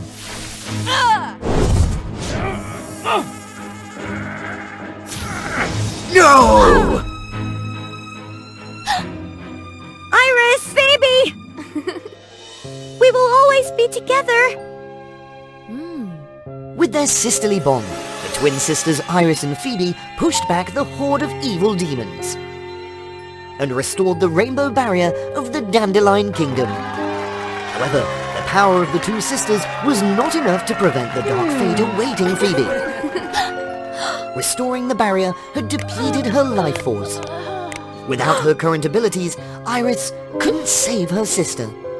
Iris, don't cry. I will always be with you. Legend has it that after every rain, when you look up at the sky, you will see the rainbow goddess Iris waiting for her twin sister Phoebe to return. Oh my, who could be this beautiful? But wait. No! No! What happened to Rosemary? Press the subscribe button for WOA Fairy Tale to find out. Far from the bustling city, deep in the woods, there is a magnificent rose garden. The owner is Queen Rosemary. She's so charming and enchanting that even the flowers bow to her beauty. However, not everyone can enter that rose garden. Rosemary built a giant thorny wall that separated it from the rest of the world. Rosemary had an adopted sister named Evelyn. She was a lively, mischievous girl who adored Rosemary. Look at me, sis. But Rosemary always maintained a cold attitude. Stop fooling around and get to work. Rosemary often assigned Evelyn to do the most laborious tasks. Nevertheless, Evelyn cheerfully carried out her duties. Rose's attitude was like that because Rosemary adopted Evelyn not out of love, but to obtain the girl's pain. Once, Rosemary was a beautiful celestial flower. However, she was incredibly arrogant and conceited. What are you looking at? As she didn't want anyone to be more beautiful than herself, Rosemary secretly created flower powder that acted as poison to induce allergies and make other celestial flowers become ugly. Rosemary's wicked actions infuriated the queen of the celestial flowers. I will send you to the mortal world, and you must gather the pain of humans to nurture the rose garden. This is the only way to maintain your beauty. If the rose garden withers, you will age and become ugly. Please don't do this. I've learned my lesson. You will only be beautiful and immortal forever when you gather the pain from the person with the purest heart. This was a terrifying punishment for Rosemary. Everyone knew how much she revered and was proud of her beauty. Where can I find a person with the purest heart? Save me! I can't endure anymore. Please save the child.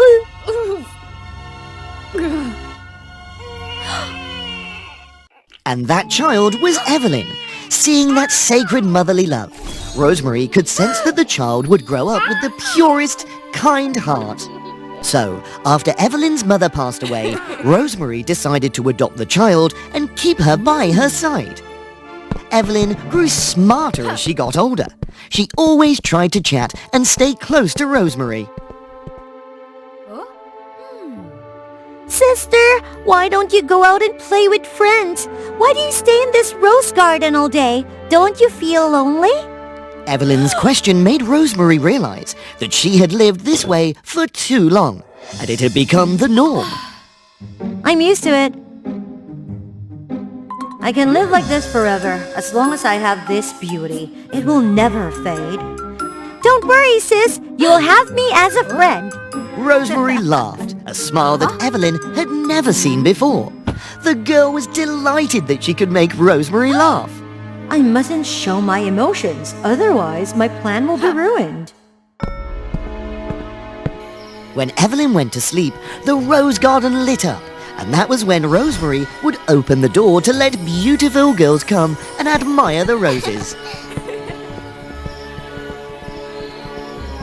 While the other girls were playing and having fun, Lily was sitting in a corner looking despondent. Rosemary saw her target and immediately entered Lily's mind. Oh?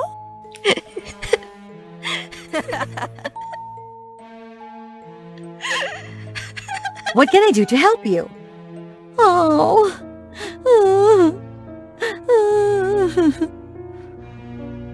My mom is gone. I'm in pain. Isn't it because you were causing trouble or taking your mother's money to have fun that she left? Why are you? You're only in pain because you don't have a place to get money anymore. Mom, I was wrong. Mom! I can help you. Just give me the gem of that pain. Lily hesitated and then handed it to Rosemary. Immediately, Rosemary took it and jumped out of Lily's mind. Lily, in agony, transformed into a rose bush. Rosemary absorbed the pain in delight. Her face glowed with life and youth. As long as I can obtain Evelyn's pain, I will be beautiful and immortal forever. Rosemary had been regularly entering Evelyn's mind to search for any signs of pain. But she could only find joyful memories.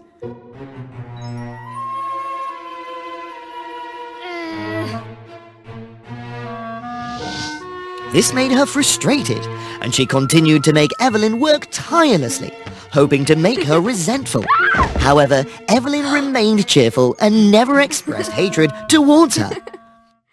One day, as usual, Rosemary welcomed the beauty into her rose garden. But this time, there was a new, unfamiliar face among them.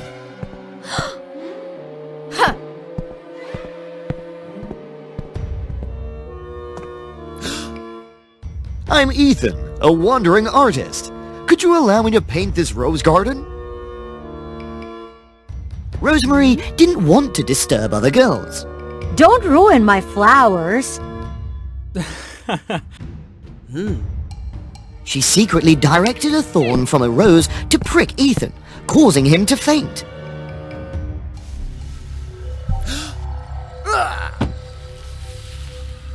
Rosemary continued to delve into the minds of the beautiful girls and take away their pain.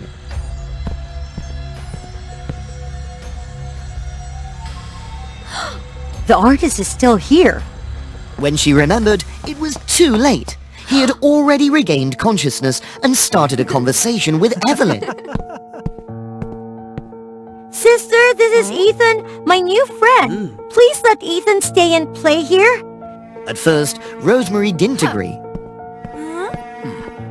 But after infiltrating Ethan's mind, she noticed many shadows within him. Ethan, can you help me make Evelyn suffer? Every day, Evelyn and Ethan assisted Rosemary in caring for the rose garden, and their connection grew stronger. Evelyn, innocent and never having much contact with men, easily succumbed to his sweet charms. Evelyn, this rose garden holds great value. Why don't we sell it for a fortune and live a joyful life together? No, we can't. The rose garden is very important to my sister. I can't betray her caretaker. Unwilling to accept this, Ethan secretly followed Rosemary and discovered her true identity as a creature that thrived on others' pain to appear beautiful.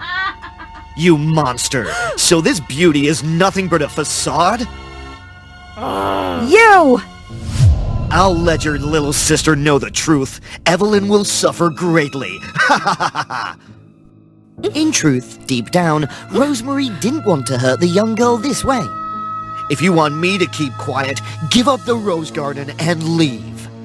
I'm not easily intimidated like that. If you reveal the truth that causes Evelyn pain, I'll be the one to do it. I've known the truth for a long time. My pain is what you desire. Evelyn always pretended to be asleep and followed Rosemary whenever she carried out her plans. Perhaps because of Evelyn's selfishness, she chose to remain silent to protect her sister.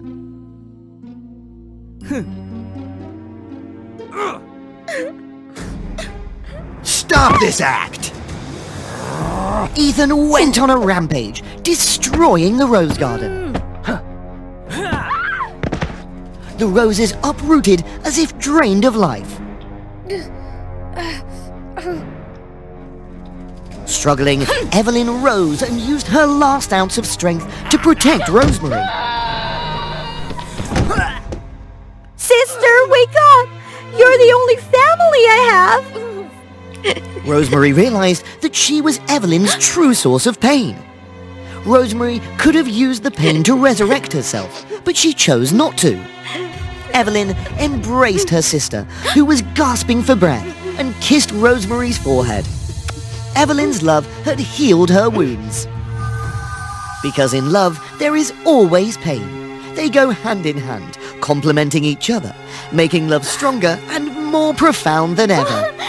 That was also the key to breaking Rosemary's curse, as she realized that appearances weren't everything, and that emotions were the most precious.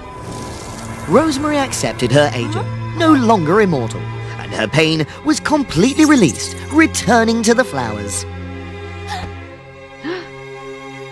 Congratulations on finding the answer to the curse. The Flower Fairy Queen welcomed Rosemary and Evelyn back to the fairy garden. From that moment on, the two sisters lived a happy and joyful life together.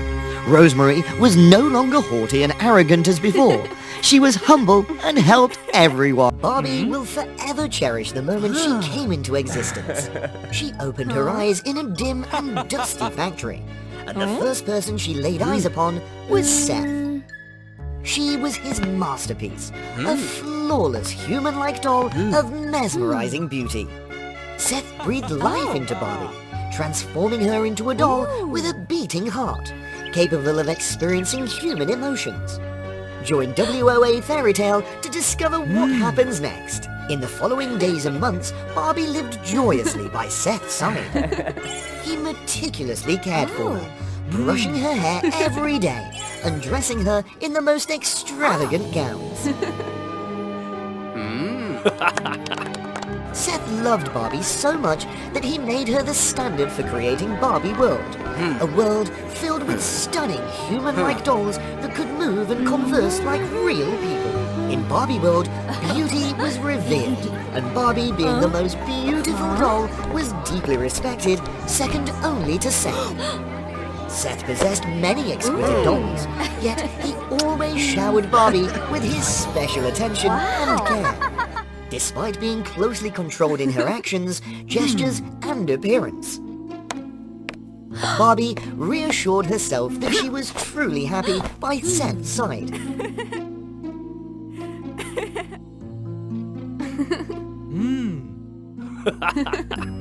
One day, Livia, a doll who had always been envious of Barbie's beauty, asked Seth to alter her face. And now she looked even more flawless than Barbie.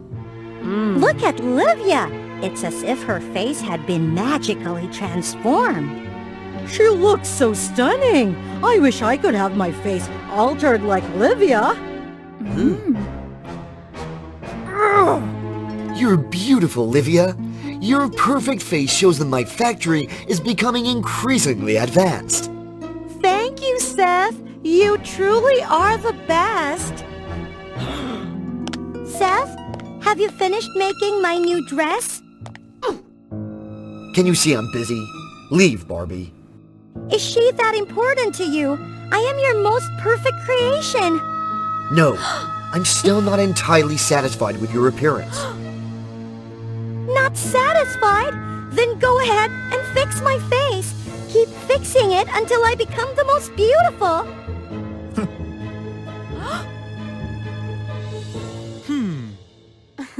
Seth examined Barbie and remarked that her face could still be even more beautiful. Her nose needed to be higher, her eyes needed to be larger, and there were many things that needed fixing. Barbie suddenly felt an urge of insecurity because she had always believed she was already perfect, never realizing her own flaws.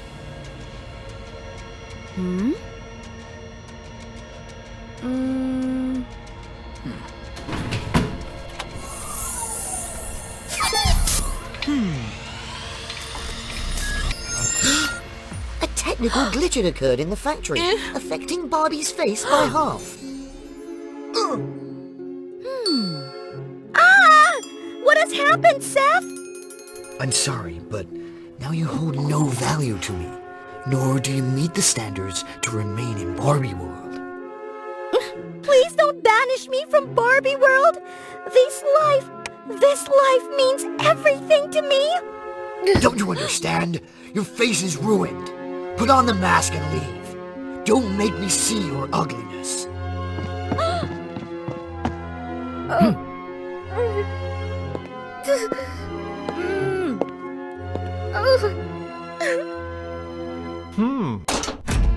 After leaving, Barbie wandered into the dark land where only imperfect dolls resided.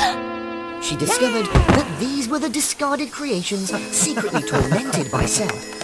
It turned out that the success rate of facial modifications at Seth's factory was low, resulting in many failures.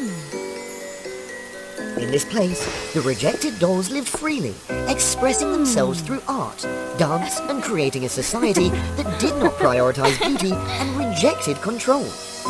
Therefore, no one wanted to return to Barbie world.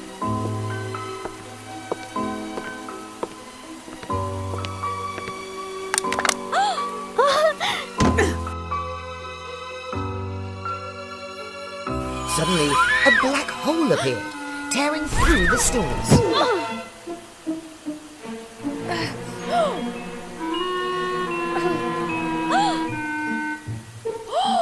Who are you? Why do you look exactly like me? That's exactly what I was going to ask. I am Barbie. I am Barbie too. I don't understand at all. Out of the blue, I was happily playing in Pink World when I got sucked into a black hole and ended up here. I have never heard of Pink World before. Could it be that I have stepped into a parallel universe? Well, no matter what, we are here now. Let's explore this place for the time being.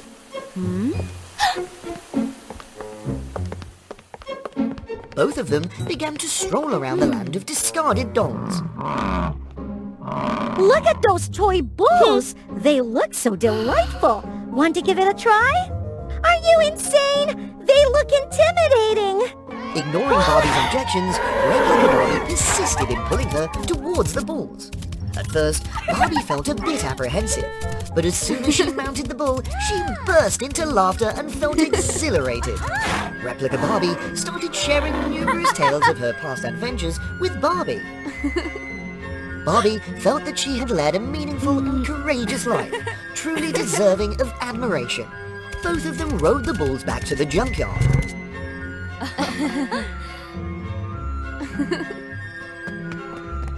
They immersed themselves in the music. It was the first time Barbie felt the freedom to do whatever she pleased. She dared to engage in daring activities, like archery and horseback riding. Things that Seth had always forbidden her to do. Barbie tore her gown because it was too constricting. And for the first time, she experienced the true meaning of freedom. Barbie shared with Replica Barbie everything, revealing that she used to be a former beauty icon and had lost everything due to a foolish accident. What does this flower mask signify? I don't know, but it seems to be Seth's symbol. Every doll bears this flower mark. Replica Barbie began to question the danger posed by Seth. She proposed that they both return to the factory to uncover the truth and find a way to restore Barbie's appearance. Upon their arrival at Barbie World, they encountered two vigilant dolls guarding the door.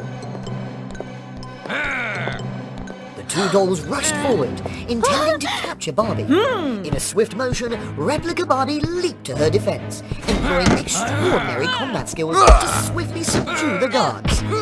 Barbie looked at Replica Barbie with a deep appreciation, realizing she had found a steadfast and trustworthy friend. Both of them stealthily entered, but couldn't locate the reconfiguration chamber, so they descended to the basement.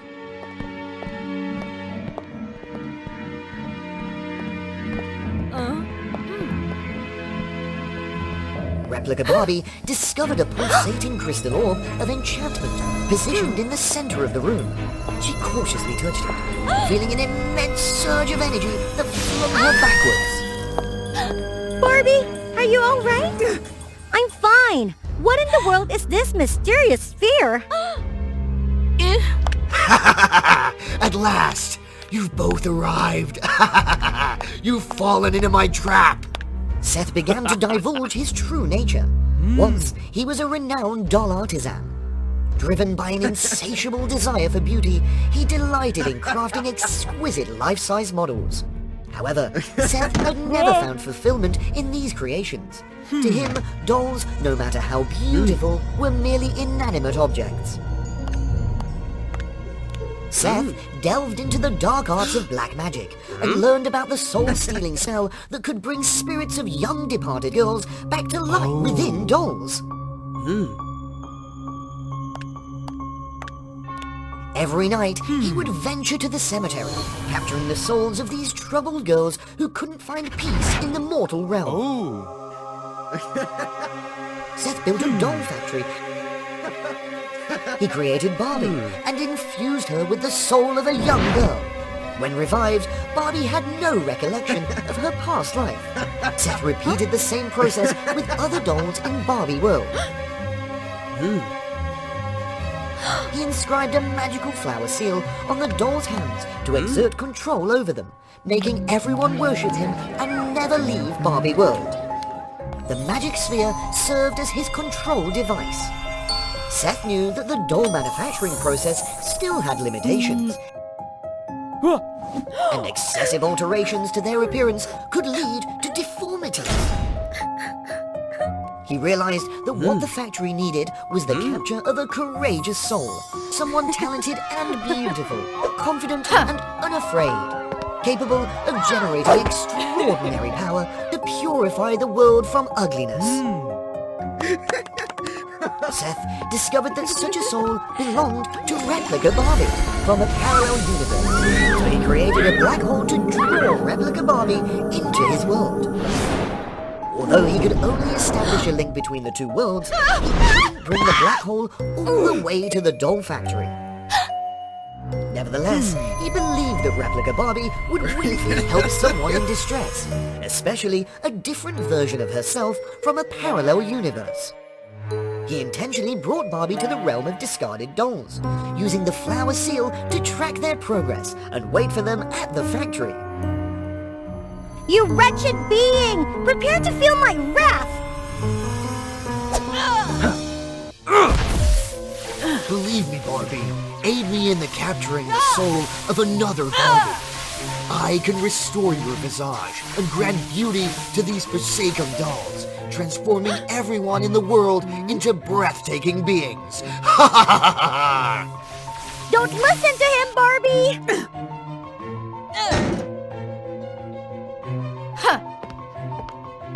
Seth felt pleased that Barbie still obeyed his commands.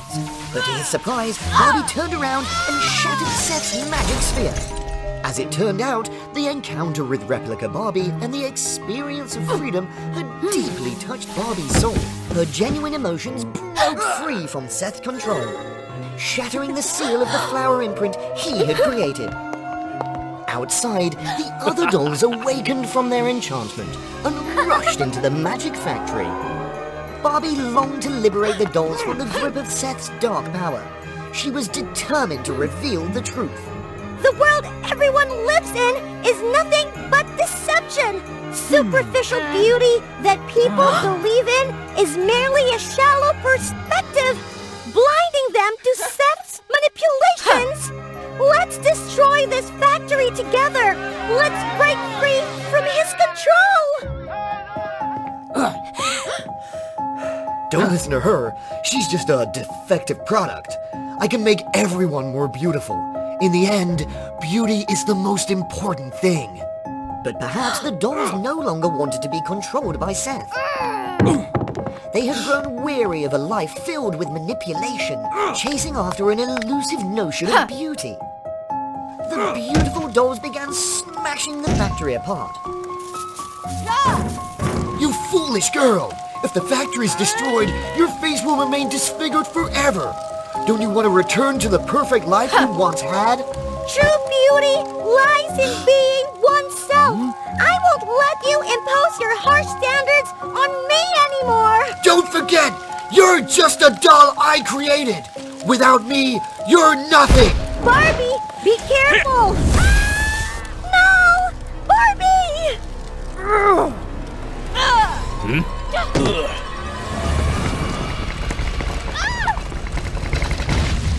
The factory exploded, turning into a magical dust that scattered around, filling the air with enchantment. Seth's magic was shattered, and Barbie's face transformed back to its former beauty.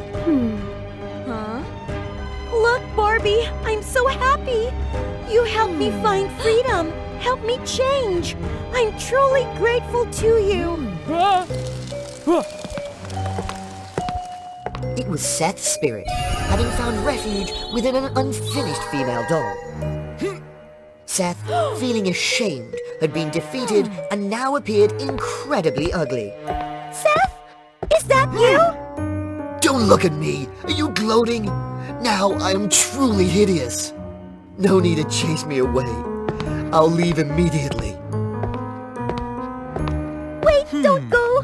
Regardless, I owe you gratitude for giving me life. As long as you've realized your mistakes, you can stay here. I apologize. I'm truly unworthy of your kindness.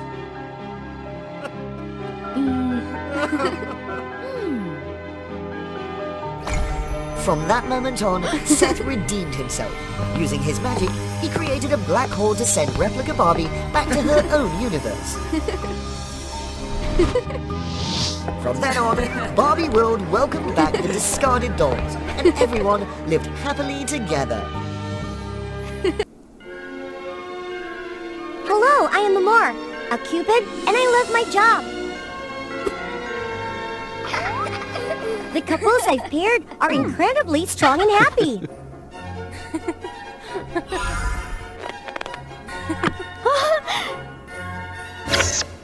Huh? Oh no, sometimes, yeah, there are small mistakes. Huh? Amor.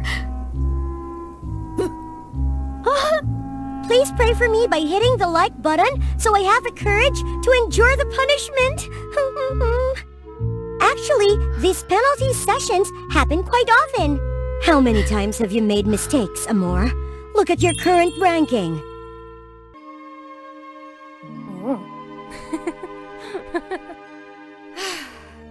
One more time at the bottom of the ranking, and I won't be able to protect you, even if I had 3 heads and 6 hands. Put yourself in the customer's shoes. Understand them. Amor, please. Understand the customers? But I don't get to love or know much about them. Thanks to another Cupid helping me get love, I don't have a good relationship with them either. Huh?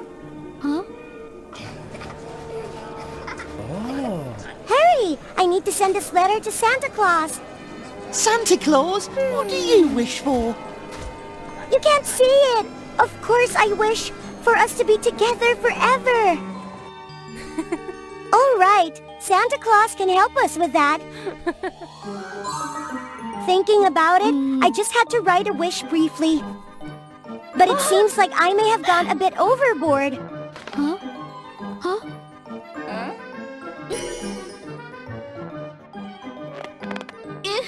Huh?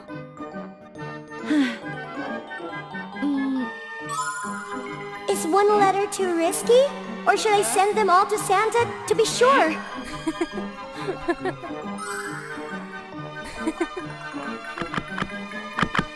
But day by day, the holiday is approaching. And I haven't received any responses. This is my last hope, please.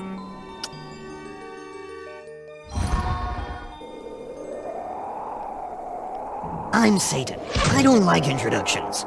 And I wouldn't have to do this if this strange arrow hadn't disrupted my 100-year sleep. Well, no matter. This is what I want.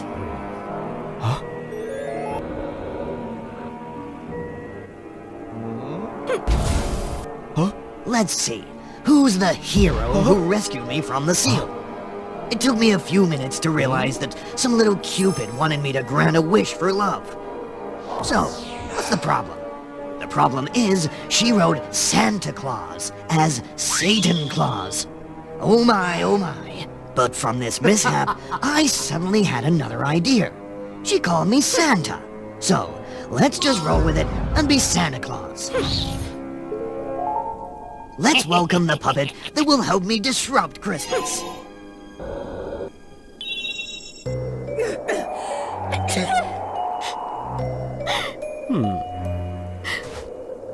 So you're Amor, the one who wants to make a wish from me. And are you Santa Claus, willing to grant a wish? You're quite deep into Halloween, aren't you? That's right, I am Satan. Santa named Satan? That name sounds suspicious. Actually, I'm pretty miserable. The thing is...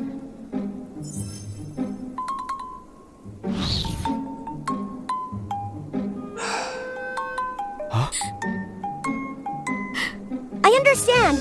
You're just like me, always at the bottom of the ranking, right? All right, I'll help you get close to the Christmas icons to enhance your magical power. Then grant me a boyfriend, okay? This enthusiastic little thing's pushing me too far. Santa Claus, are you afraid of heights too? Go away. Anyway, I've already reached the first icon, the Christmas tree.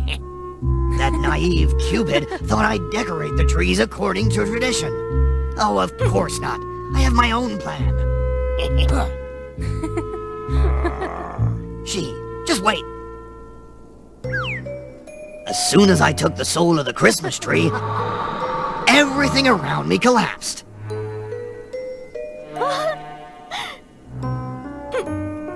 Just a few comforting words from me, and Amor immediately believed and even consoled me. Satan is even clumsier than me. Decorating doesn't seem to suit him, so I had to take him to bake gingerbread cookies. But in the end, he still caused trouble. Hey, what are you doing?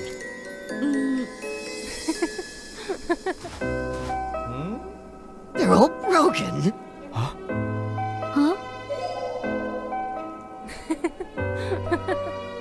No, it's not. Look, sometimes all we need is a little love power. And with that, magic can happen. There are still cracks here. Come on, some cracks are actually achievements. This stubborn Satan reluctantly listened to me and helped rescue the broken cookies. That's not right. First, you have to think about who you want to give the cookies to.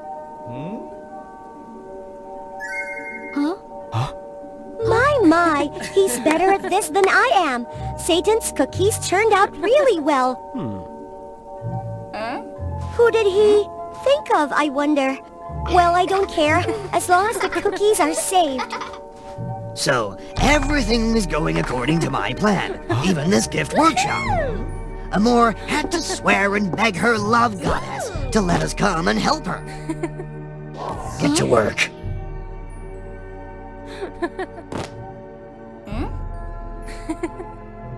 The accidental mishap, of course, repeated itself.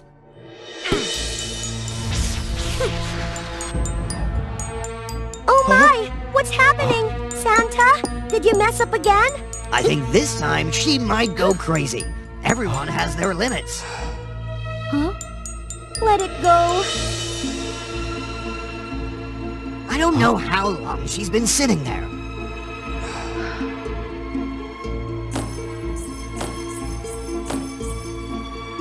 My heart suddenly aches.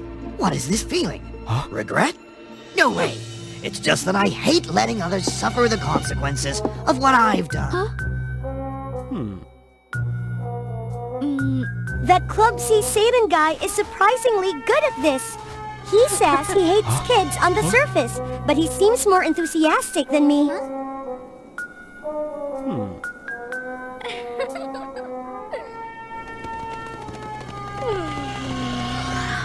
Gifts are all delivered, just missing one more gift for myself. My magical power is almost strong enough. Just need one more place. One more special place for Christmas. Ah, I got it. This is the annual performance of the Christmas spirits. Starting from last year, they found a way to create a magical rain, so it's really hard to get tickets. I'm not telling lies. The magical snow really appeared.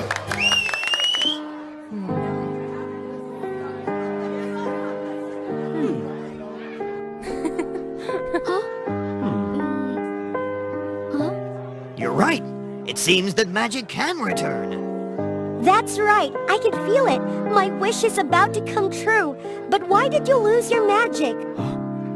That year, I did something bad. How bad was it? Got you, Satan! What's going on here? I need an explanation. Those people are fiercely pursuing and trying to catch Satan. Quickly, get out of here! Do you know who he is? And you're still protecting him? My ears rang from their words. Satan? He is really a brutal Satan? They say that he used to be a Santa Claus in the guild, but he committed a serious offense and destroyed Christmas, so he was sealed in a distant land. So, it's all lies. I wanted to believe him, but the evidence in front of me doesn't make it easy. I didn't expect everything to suddenly turn so bad.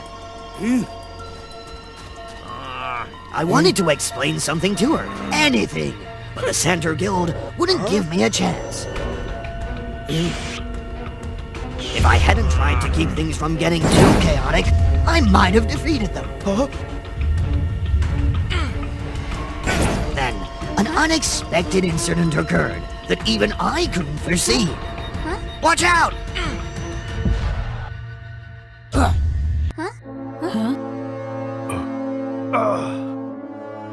I can finally relax. It seems like I've wandered into a distant dream. Back then, I was just an apprentice Santa Claus, extremely awkward and clumsy. When I didn't know what to do most, a little girl appeared. A girl who was kind and gentle, like an angel. She was the only one who didn't call me useless. I swore I would do anything to repay her kindness.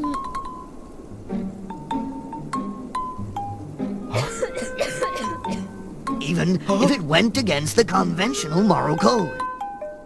Anything as long as that girl could live longer. But God is so cruel. Just one season, only one season wasn't allowed. They didn't allow me to do that. The adorable girl, my little angel, had to close her eyes forever. The shock changed me. Things had to come to me, no matter what I had to do. And then I was sealed in a distant land. My heart seemed to freeze once again. Suddenly, warmth came. Uncle, are you cool? Is it her? Satan, wake up quickly! I'm sorry. I understand everything. Don't say anything. I have to do something. It's no use. My heart is about to freeze. That seemed to be how I got the last Christmas I got.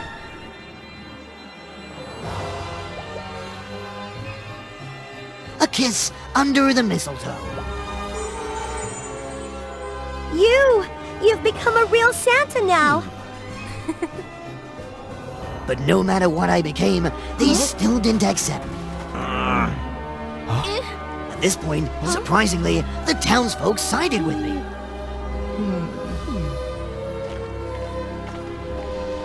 This was the first time I received a gift. Seeing everything, the last Santa Guild leader finally compromised. Why don't we catch him, sir? Look, we're in the name of protecting Christmas. But what have we done? On the other hand, he's the one who's actually done it.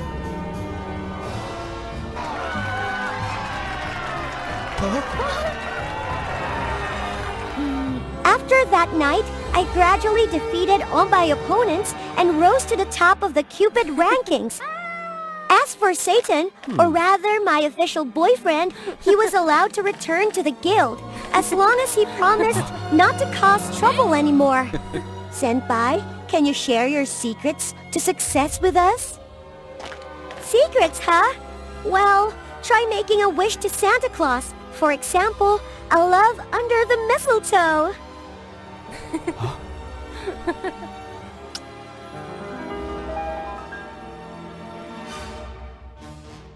When it rains, that's when the rainbowed fairies appear. They are ready to help those in need to overcome negative issues in life. They always inspire, motivate people towards their goals, and strive harder. Every time they complete a mission, the rainbow fairies will have enough energy to create beautiful rainbows. Subscribe to WOA Fairy Tale to follow their story. People believe that a rainbow symbolizes hope, success, and luck in the future. So, the job of rainbow fairies is extremely important. The most important fairies are Blossom, Bubble, and Buttercup. Power Girls team, assemble! The girl is Blossom, the leader of the team. It keeps raining like this. It's so boring. And here is Buttercup. She's tough and the strongest fighter on the team. Hey guys, wait for me! Finally, there's Bubble. Bubble is just Bubble. Compared to her talented friends, she feels somewhat insecure, clumsy, and a bit of a scatterbrain. So, she's considered the youngest. She often feels like she's not as good as her friends, and she constantly tries to improve herself. What she fears the most is criticism from others, whether it's feeling unworthy or thinking that Buttercup and Blossom would be better off without her. She has put in a lot of effort to establish her position in the group. To avoid being seen as superfluous, however, it's still very difficult. That poor old lady! You're too sensitive. It's not good for the job. Things take a turn for the worse at the party celebrating successful rainbow creations. Blossom and Buttercup both had handsome guys inviting them to dance, but Bubble didn't. Bubble withdrew into self-doubt and humiliation. Why doesn't anybody notice her? Why can't she be like them? Hey, are you okay? Bubble didn't want any sympathy. And so, Bubble carried the first seed of very negative hatred with her. The more she felt negatively, the deeper she fell. She didn't want to do anything, despite her friends' efforts to comfort her. At the same time, a storm was brewing in the mortal world. Powerpuff Girls team, you know what to do. Create a powerful rainbow to dispel this storm. The first task was to help a girl confess her feelings to her crush. The girl felt insecure because she feared her humble background would be unacceptable to the young man. Encourage her, Blossom. I'll handle those thunder fairies. You're beautiful in your own way. Believe in yourself. Huh, there's nothing to cry about. Love is all fake anyway. Hey, Bubble! They returned to the Rainbow Kingdom, deeply disappointed after their first failure. The storm grew stronger, and they didn't have enough fairy dust to create a rainbow. It's okay, Bubble. Take a rest. I'll talk to you later. But seriously, I'm really disappointed in you.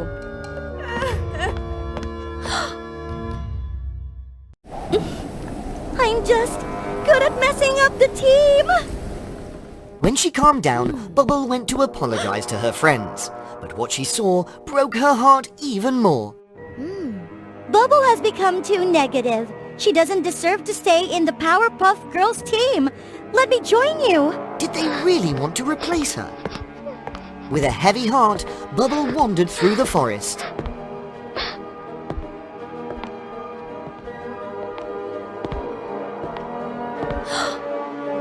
Oh, is this the realm of the Thunder Fairies? Thunder Fairies are the biggest enemies of the Rainbow Fairies.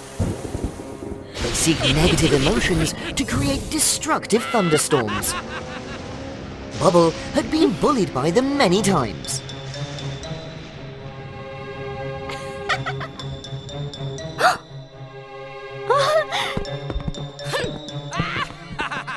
Whoa! Don't hit me! Calm down, little girl.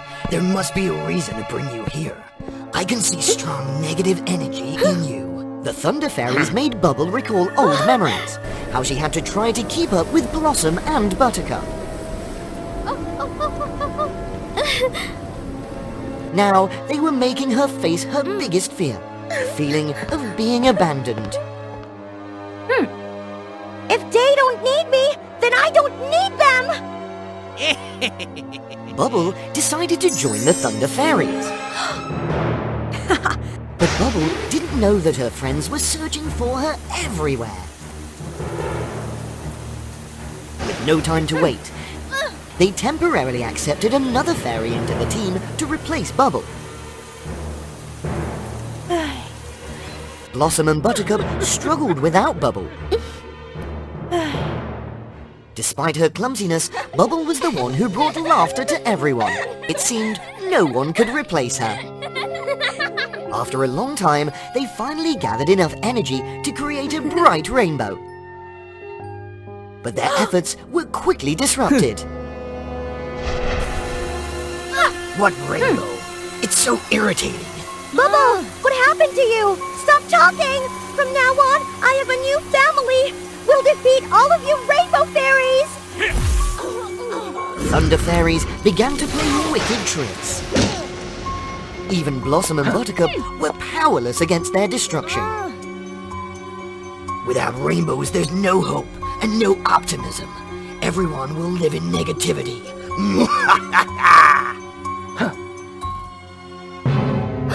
What are you waiting for, Bubble? Destroy the ones who made you suffer. Why would you want to replace me? I tried so hard. You're insane. We never intended that. Bubble's hesitation infuriated the Thunder Fairy leader. To confirm the truth, he extracted the memories of her two friends. But the memories weren't what she expected. Maybe we should give Bubble more time to rest. Or should we find someone new temporarily? Looking at the friendship bracelet between them, Blossom felt overwhelming emotions. Without Bubble, there's no Powerpuff Girls. What she needs is understanding. I won't give up. Each of them has different personalities and uniqueness. Bubble shouldn't try to change or chase after anyone just to fit in. Realizing the genuine feelings of her friends, Bubble broke free from the darkness. I'm sorry, you guys. Don't think you can escape me! No! Bubble!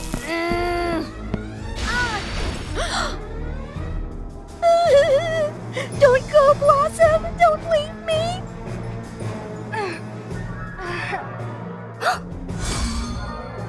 The suffering had given Bubble additional strength. She was determined to defeat him. Yeah! At this moment, she realized she needed to do what she was best at. That was purifying all negativity. If she could do it with humans, why not with these thunder fairies? Come on, Buttercup! Let's fight together!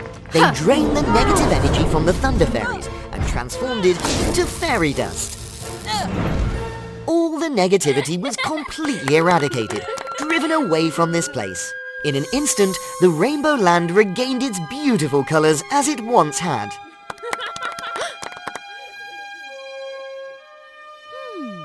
Bubble and Buttercup flew everywhere, spreading fairy dust and creating a dazzling rainbow. The people once again immersed themselves in hope and happiness. I love you, Blossom! When you have enough love, trust and hope, real magic happens. Hey, what you crying for? Blossom had been granted the rejuvenating power of the rainbow, thanks to the true friendship among the rainbow fairies. Bubble realized that true friends would always accept her, flaws and all, and would understand her. She didn't need to change or try to chase after anyone. True friends will always be there for you, no matter what. Touch the hole. That lady suddenly becomes such a beautiful god. Let's find out. In the realm of the sun goddess, there was a good princess named Sunny, who was the only daughter of the king and the late queen. She always wore the royal necklace, a family heirloom, with the hope that she would become a great queen as she had wished. However, no matter how hard she tried to be strong, her father always thought that she was just a weak girl and left the heavy work for the wizard general. Moreover, the successor of the kingdom was often a wise, consensuous male who could possess the scepter of light, which a part of the power of the sun goddess's heart to maintain the light of the kingdom. So the king thought a lot and went to the temple without letting Sunny go. I understand my father is worried about me and my people, so he cannot assume the responsibility of carrying this kingdom to me. And if I let the wizard general in charge, he must be the guy who my father trusted a lot, and I will try to support him. While Sunny was thinking, she suddenly heard a loud noise coming from the temple. And the sky suddenly darkened for no reason. When she arrived, she saw her father and the wizard general, who was asleep, and the goddess got angry and left. What happened to my father and the sun goddess? Because the king wanted you to be his successor. So the sun goddess didn't agree and got angry like that. The king always silently observed your efforts and decided to propose you to be the one who holder of the scepter of light in order to maintain the prosperity of the kingdom. However, the sun goddess was very angry because she thought you was a girl, not in accordance with the old custom. So the goddess punished your father, destroyed the scepter of light, and took away the light of our kingdom. If you want to save the king and kingdom, you must find the sun goddess at the top of the perilous mountain and bring back the scepter of light. As it turns out, my father always been quietly sacrificed for me. So, I'm going to go see the goddess and prove my true strength. And I'm determined not to let you regret this decision. After saying that, Sunny decided to go on the road, trying to overcome all the obstacles to reach the top of the mountain, the place where the sun goddess was supposed to reside. While climbing the mountain, she saw a fox fainted on the road from starvation due to the scarcity of food from the disappearance of the sun. Seeing the poor fox, Sunny rushed to get some of her food to help him stay awake. Appreciating Sunny's kindness, the fox immediately brought her to the front of the huge gate, the residence of the sun goddess. You must be here to see the sun goddess. However, if you want to meet the goddess, you must answer my wise question first. Yes, please, ask the question. You're a brave little girl, so answer me. All things on earth are like animals. People always try to avoid conflict and fight to maintain a peaceful life. However, what alive will beat, what doesn't beat will die. Sunny thought for a while, but could not think of an answer, and unconsciously, she touched her heirloom softly. That's right. The answer is the heart, because that's the source of life for every species. If it doesn't beat every second, it can't survive. That's exactly right. In a word, the gate showed the way for Sunny, but when Sunny had just set foot inside, she was suddenly attacked by the sun goddess in anger. Without saying an explanation, Sunny tried her best to evade the goddess's magic, but is still defeated. While Sunny was cornered, she saw the goddess holding her chest, which seemed very painful. As it turned out, she realized that the goddess had lost a part of her heart. So she tried to run so fast that she put her necklace in the void on the goddess's chest and held her in her lap. Filling Sunny's heart through hugs and gifts, the goddess gradually calmed down and returned to the beauty form as before. Thank you, Princess Sunny. You helped me recover my strength with love, and in the last journey, I've also known how good and strong you are. Will you then not be angry with me and help my father recover and bring light to all things in my kingdom? I'm sorry. It's not because of you that I got angry and turned dark like this. However, I want you to learn what the truly good people are and to find out the reason behind this and defeat that evil force to help people. Therefore, even though I am weak now, I will grant you the Scepter of Light, which will help you to obtain the ultimate magic. However, if you use the power of the scepter to save your father's life, you will have no more magic to save the people, and vice versa. Standing in front of the great and difficult decisions of life, Sunny contemplated and thought, hypnotized along the way back to the kingdom. It's difficult to make the decision to choose either one, as the sun goddess says, because for me, Dad are the only one who has raised me. Therefore, I cannot afford to watch my father weaken and pass away. Only I also understand that when there is a lack of sunlight, all things in the kingdom live in misery. Even their food is increasingly scarce and robbed by soldiers. Seeing the unusual happen in front of her eyes, Sunny hurried back to the palace, but had just arrived at the place where the Wizard General blocked the road to arrest and seize the scepter. It's worth for me to wait. Just in a short time, you brought back the Scepter of Light. It turned out that long ago, the king knew that even though the Wizard General was an agile guy, but evil-minded person, quietly sucking up the wealth of the people, so the king could not bring him to the throne. So when the king achieved Sunny as his successor, the Wizard General was furious and sought to defeat the king to seize the Scepter of Light. While the Sun Goddess needed absolute concentration to recharge the Scepter Light with magical energy and also the weakest defense, the Wizard General silently intended to take the scepter from the goddess. However, when the Wizard General touched the scepter, his evil grin directly affected and infected the evil with weapons, and even the heart of the goddess was darkened.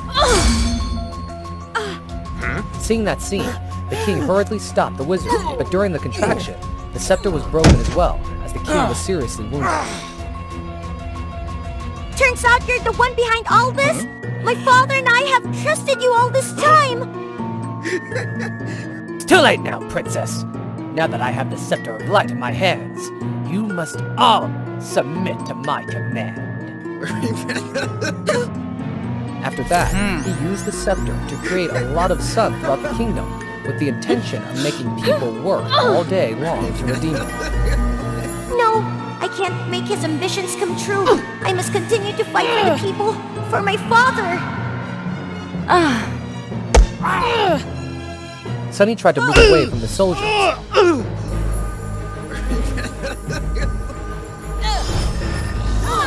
The Wizard General panicked, using the scepter to stop Sunny, but suddenly, The sun in Sunny's hand shone and dazzled him. Not only that, the magic that he just shot at her was flushed back and caused him to melt into a cloud of smoke.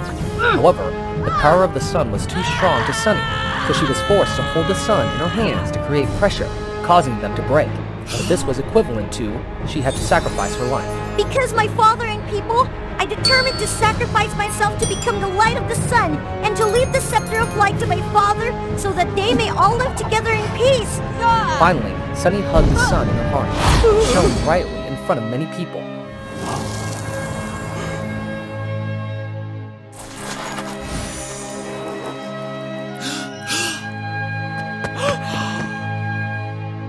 While everyone was mourning her departure, a light suddenly shone from the ashes, and Sunny appeared as a light bearer.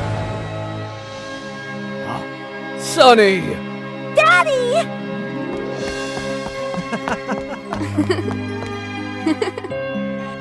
Sunny, I know you're just a little girl, but you've proven in your journey and sacrifice is that you're a person of both mind and vision, and fit for this scepter of light. Therefore, I hope you will maintain the prosperity of the kingdom on my behalf. Thank you, Dad, and everybody so much. I also understand that whatever our origin or gender is, if we try hard enough and take action, everyone will understand what our potential is. And then, under Sunny's guidance, the kingdom once again returned to its inherent serenity, and people lived happily. Long ago, the night sky was not as bright as it is now. Mischievous demons took advantage of the darkness to disturb humankind. However, since the stars began to shine at night, these demons could no longer harm people, as they had to avoid the light. The stars had been guarding the night sky for thousands of years. Stella, a young prince in a certain kingdom, was enchanted by the enchanting night skies. If you don't subscribe to WOA Fairy Tales, how can you admire this enchanting night sky? Stella's room was decorated with stars, and she always dreamed of one day reaching those distant celestial spheres. Stella! Did you skip the royal class again? Stella paid little attention to anything other than her hobbies. She often argued loudly with her mother over this matter. But when the Queen suddenly fell seriously ill, Stella could not remain indifferent. No doctor, no magician could cure the Queen's strange illness. If the Queen stays sick like this, the kingdom will be in chaos. Now, Stella understood how busy her mother was all this time. And I never cared about my mother. Don't cry, I can help the Queen. I am the Dark Fairy. I heard you cry. With the Dark Fairy's magic, the Queen woke up in an instant. Stella! Stella! But that was still not enough. Only the energy of the stars can heal the Queen, but I have used up all mine. Please, I'll do anything. Just make my mother healthy again. Moved by Stella's kindness, the fairy offered her a chance. Stella had to plug 7 stars closest to Earth to gather enough energy to cure her mother. Stella agreed immediately, thinking that losing 7 stars wouldn't darken the sky much. The stars were far away in space, but their souls were kept in a garden above the clouds. The princess was impressed by the magnificence of the garden. On each star tree, a corresponding celestial sphere grew, representing that star in the universe. Looking up, Stella had never seen the Milky Way so clearly before. Stella quickly found Venus, the closest star to Earth. The sphere on that tree was different from what she imagined, like a beautifully polished stone. She easily plucked Venus and put it in her star bag. Then, Stella continued flying towards Mercury.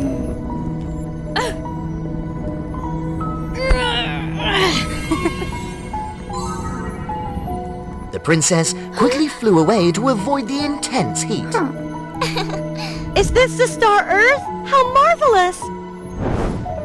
Stella easily picked the next star, Mars.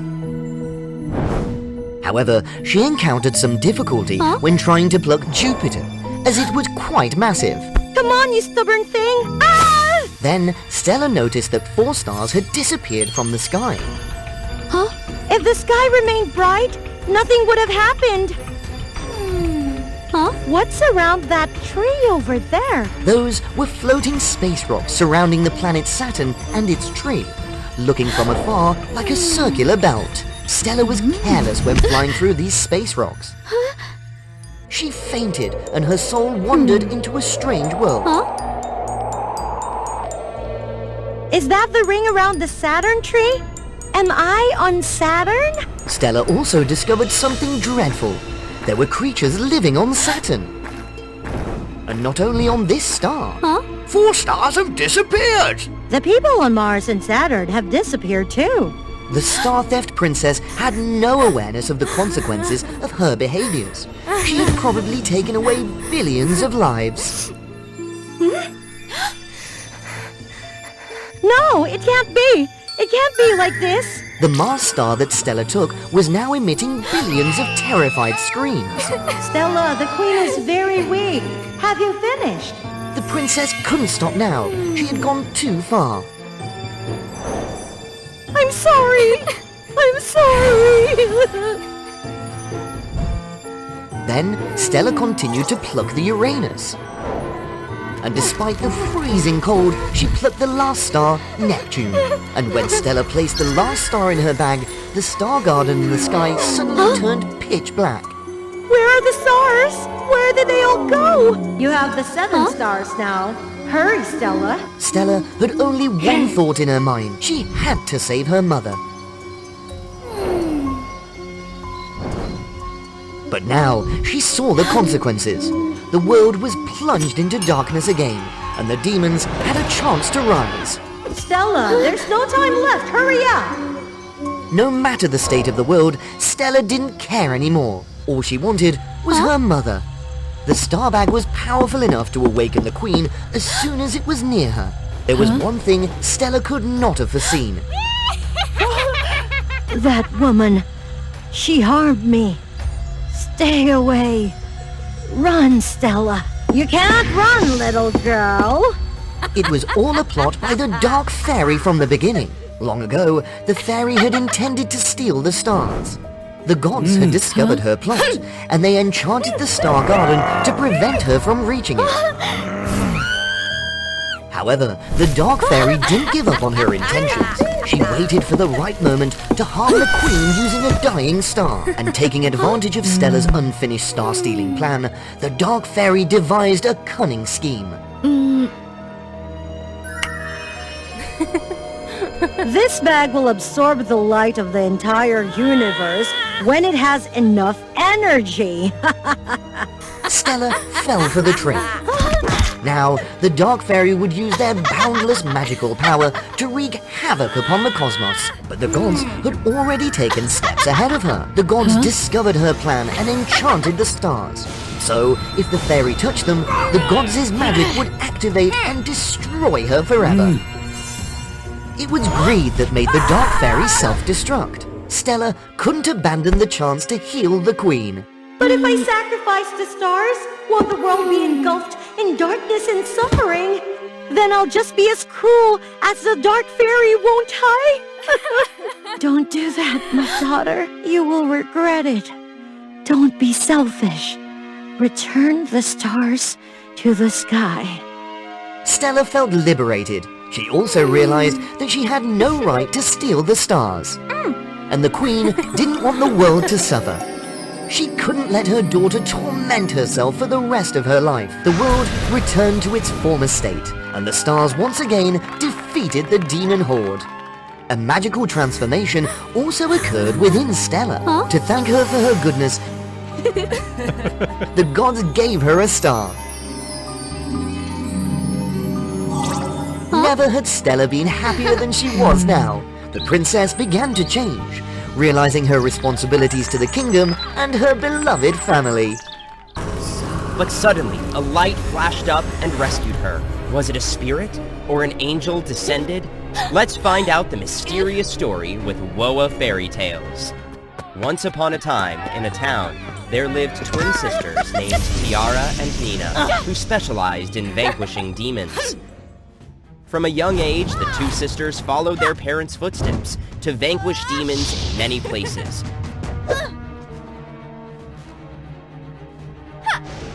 In particular, these two treasures could also open the gate of hell, the one-dimensional world. Once sucked into this world, they would not be able to escape. This function was in order to trap the evil demons inside. The twins were excellent. However, Tiara was always careful and delicate. Nina was clumsy when there was no help from her sister.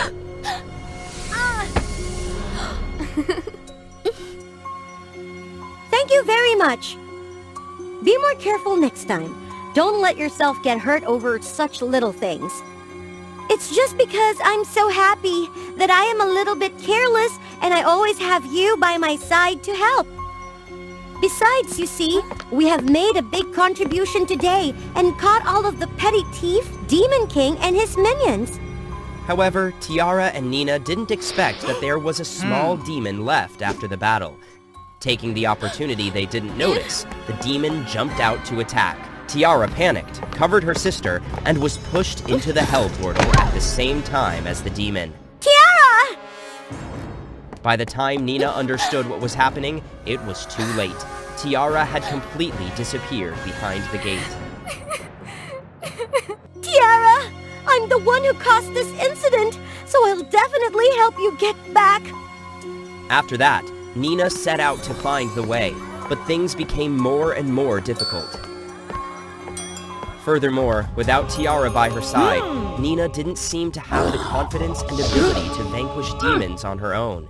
She was even almost defeated by the demons, if it weren't for the help of Kevin, a close friend of her parents in the past, who was in charge of destroying demons in this land.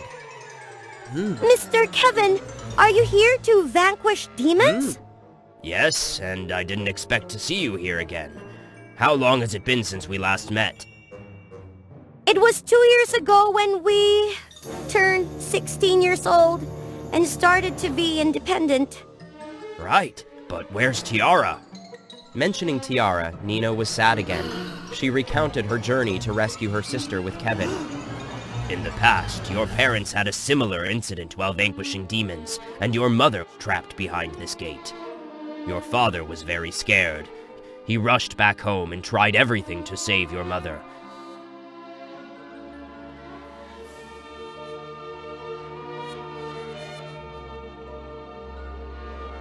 In the end, he discovered that there was only one way, and for only each person to save the people inside the gate.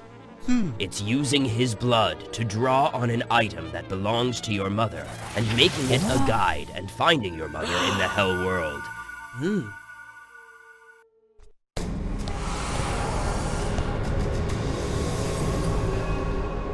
In addition, he also tied a vine around his body and a tree trunk to create a connection between the living world and the hell world. Before he left, he seemed to feel something bad, so he sent me back 2 of you and these treasures before he left. However, when he found your mother, the gravity of the gates of hell was so great that the vine broke, and I alone could not pull both of them up. Because he didn't want me to be dragged into the gates of hell, your father cut the vine and accepted to stay there with his wife. So it turns out, but no matter how difficult it is, I'm determined to find my sister again. Seeing Nina's determination clearly, old Kevin smiled, nodded to congratulate Nina, and left. Nina began summoning the gate of hell and the guide as her father had done at Kevin's command.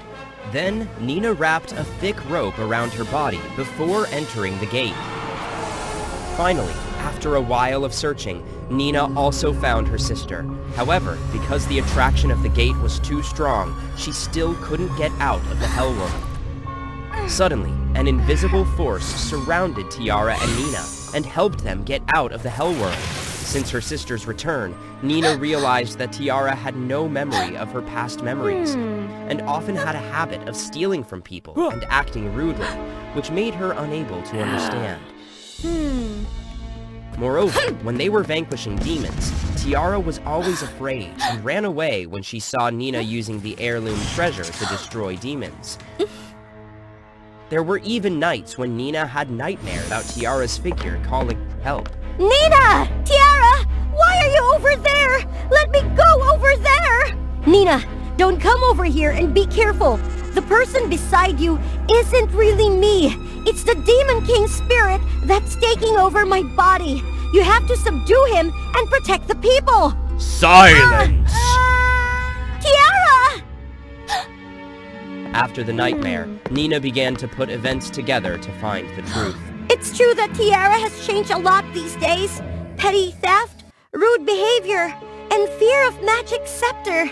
So, if what Tiara said in the dream was true, now her body is already possessed by the Demon King. I have to summon the gate of hell to defeat the Demon King.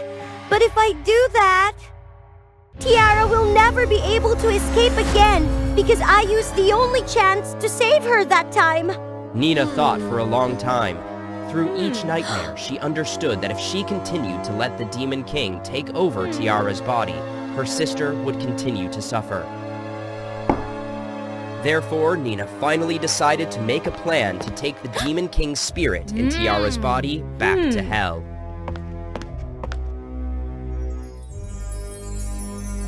Nina, you made such a delicious dinner tonight. I made it for you. Do you like it? Of course I like it. It's too delicious for me to refuse.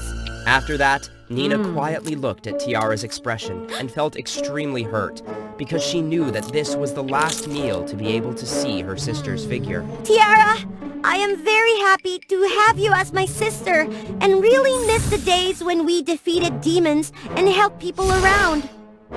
So, I will miss you very much in the future if you can't be with me anymore.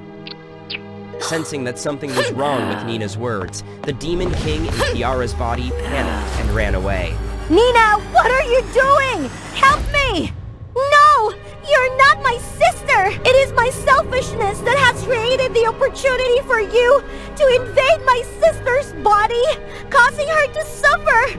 In order to correct all these mistakes, I will conquer you! However, just as Nina was about to defeat the Demon King, Tiara's spirit flashed before her eyes. Tiara!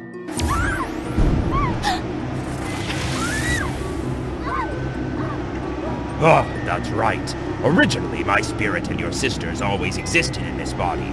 If you want to push me to hell, it's like you're harming your sister. So, if you still love your sister, quickly save this body. While Nina was shaking about her decision, she suddenly felt Tiara's voice echoing in her ears. Nina, just do it. Tiara! Turns out, with the last bit of strength, Tiara's spirit was trying to gain control of her body and talk to her sister. Nina, you can trust the Demon King because we don't know what kind of trouble he will cause to you and the others after he returns. I am not brave enough to do this. No, Nina. I believe you can do it. I have witnessed your growth in the past few days without me.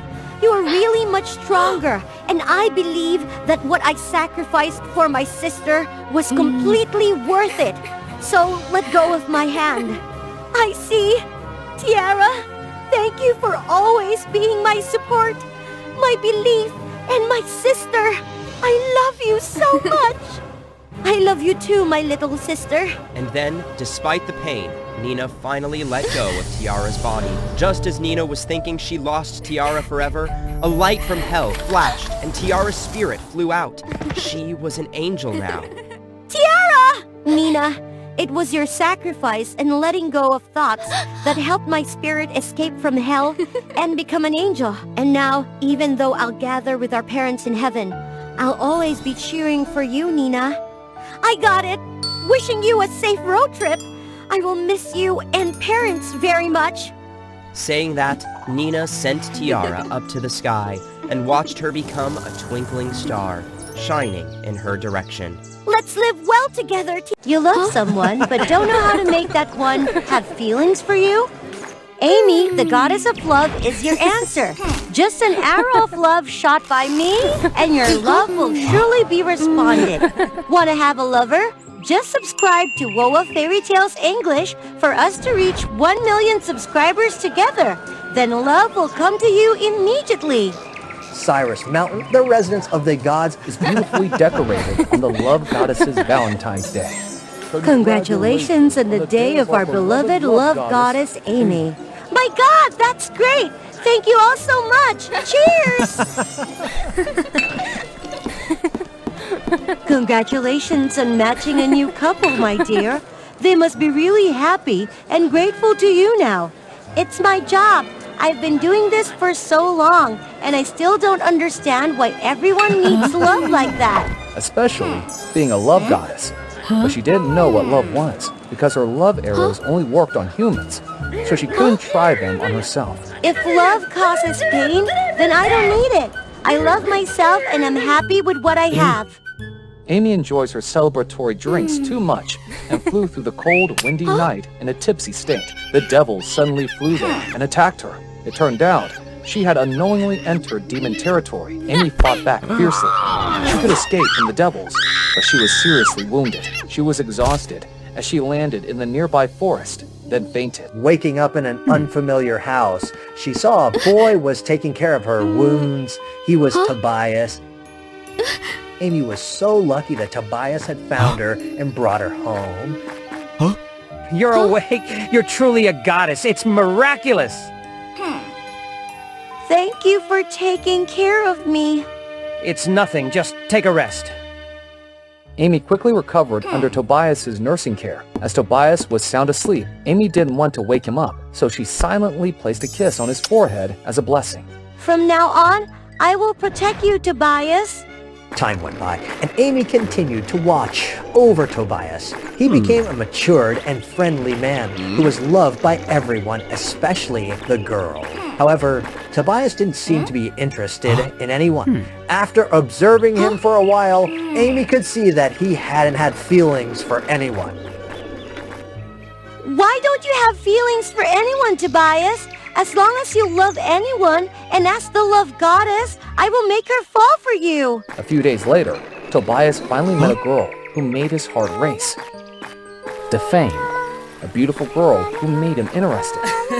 They usually went out and spent their precious time together. Beautiful Defane, could we meet at the forest where we first met tomorrow? I have something to tell you. You're making me curious, but I trust you. Let's meet there tomorrow. Thank you so much. Immediately after saying goodbye to Defane, Tobias bought the freshest bouquet and the most luxurious gift in the village. Hope that Defane will love this gift and accept my love. Oh, my beautiful Defane. Far above on the clouds, the love goddess Amy was always watching and witnessing it all. Finally, this day has come. In the name of the love goddess, I will help you win the heart of that beautiful lady. The next day, Amy watched from a distance as Tobias and Defane in the forest. They lovingly looked at each other. Defane, Defane, your singing voice and beauty are like those of a goddess, and I really love them. Will you be my girlfriend?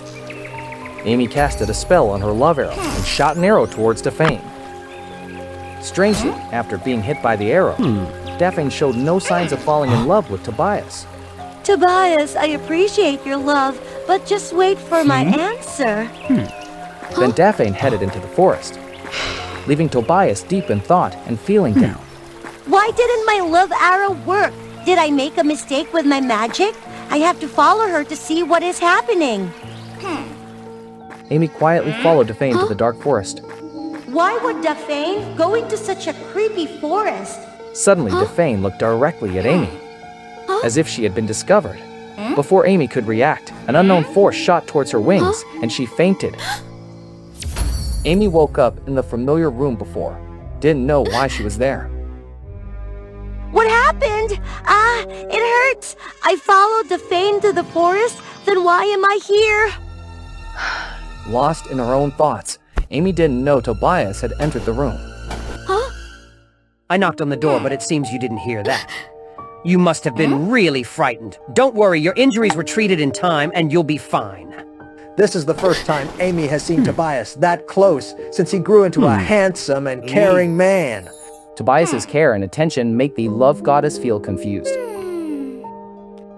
Thank you for taking care of me. How did you find me? You don't remember anything? Last night, I heard a scream in the forest, so I ran there and found you by the river. Amy was really irritated while being unable to know why she had fainted by the river. You should rest here until you're fully recovered. Amy agreed, because she also felt that she needed more rest and wanted to repay Tobias. During the days spent with Tobias, she was well cared for and gradually recovered. Tobias brought a new set of bows to practice for an upcoming competition in the exhibition, hoping to impress Daphne when she returned. However, he didn't know how to shoot the bow and struggles for so long to hit a target. Amy saw Tobias struggling and decided to offer him some guidance. However, as a man, he felt embarrassed while receiving instruction from a girl. He ignored her advice, continued to miss his targets. Being angry when Tobias ignored the help from a skillful goddess like her, Amy decided to perform her own skills.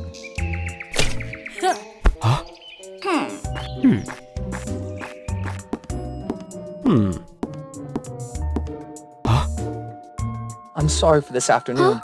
Please continue to guide me. Amy was touched by his sincerity. Amy agreed to help him. They practiced diligently together, with Amy regaining her strength and Tobias finally hitting his target. He hugged Amy to celebrate. Tobias did it! I should return after the competition! However, Amy found a strange discomfort in her heart.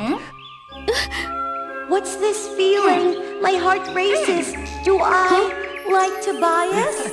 The day of competition finally arrived. Amy and Tobias together went to the exhibition and registered. As she glanced at the bulletin board, she saw a notice about mysterious disappearances of young men. She worriedly told Tobias. He immediately comforted her. The competition started with many skilled and handsome competitors. But with Amy, Tobias was the most handsome man. All efforts were repaid. When Tobias had defeated all the opponents easily, the prize-giving ceremony happened with the congratulations of everyone. From the crow, the one that no one had expected, Daphne rushed there to embrace Tobias, offering her congratulations. Seeing everything was fine, Amy silently left. She returned to her original form and flew back to her world. Where are you, Amy? This prize I want to share with you. Daphne is really angry after the competition, as she went back with Tobias, but he hadn't paid much attention to her. You look tired. My house is near here. Let's go there and take some rest. Tobias, feeling dejected and exhausted, agreed to Daphane's invitation. Being back to Cyrus, Amy missed Tobias, but she thought that he was being happy beside Daphne. Her heart broke. Seeing Amy come back in a bad mood, the other gods asked after her. Amy told them the whole story and her strange feeling. The gods couldn't hold their smiles while hearing it.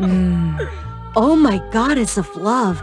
That's the love girl. You love that guy. Turns out it's the love. Now I get it. What are you waiting for? Go see him.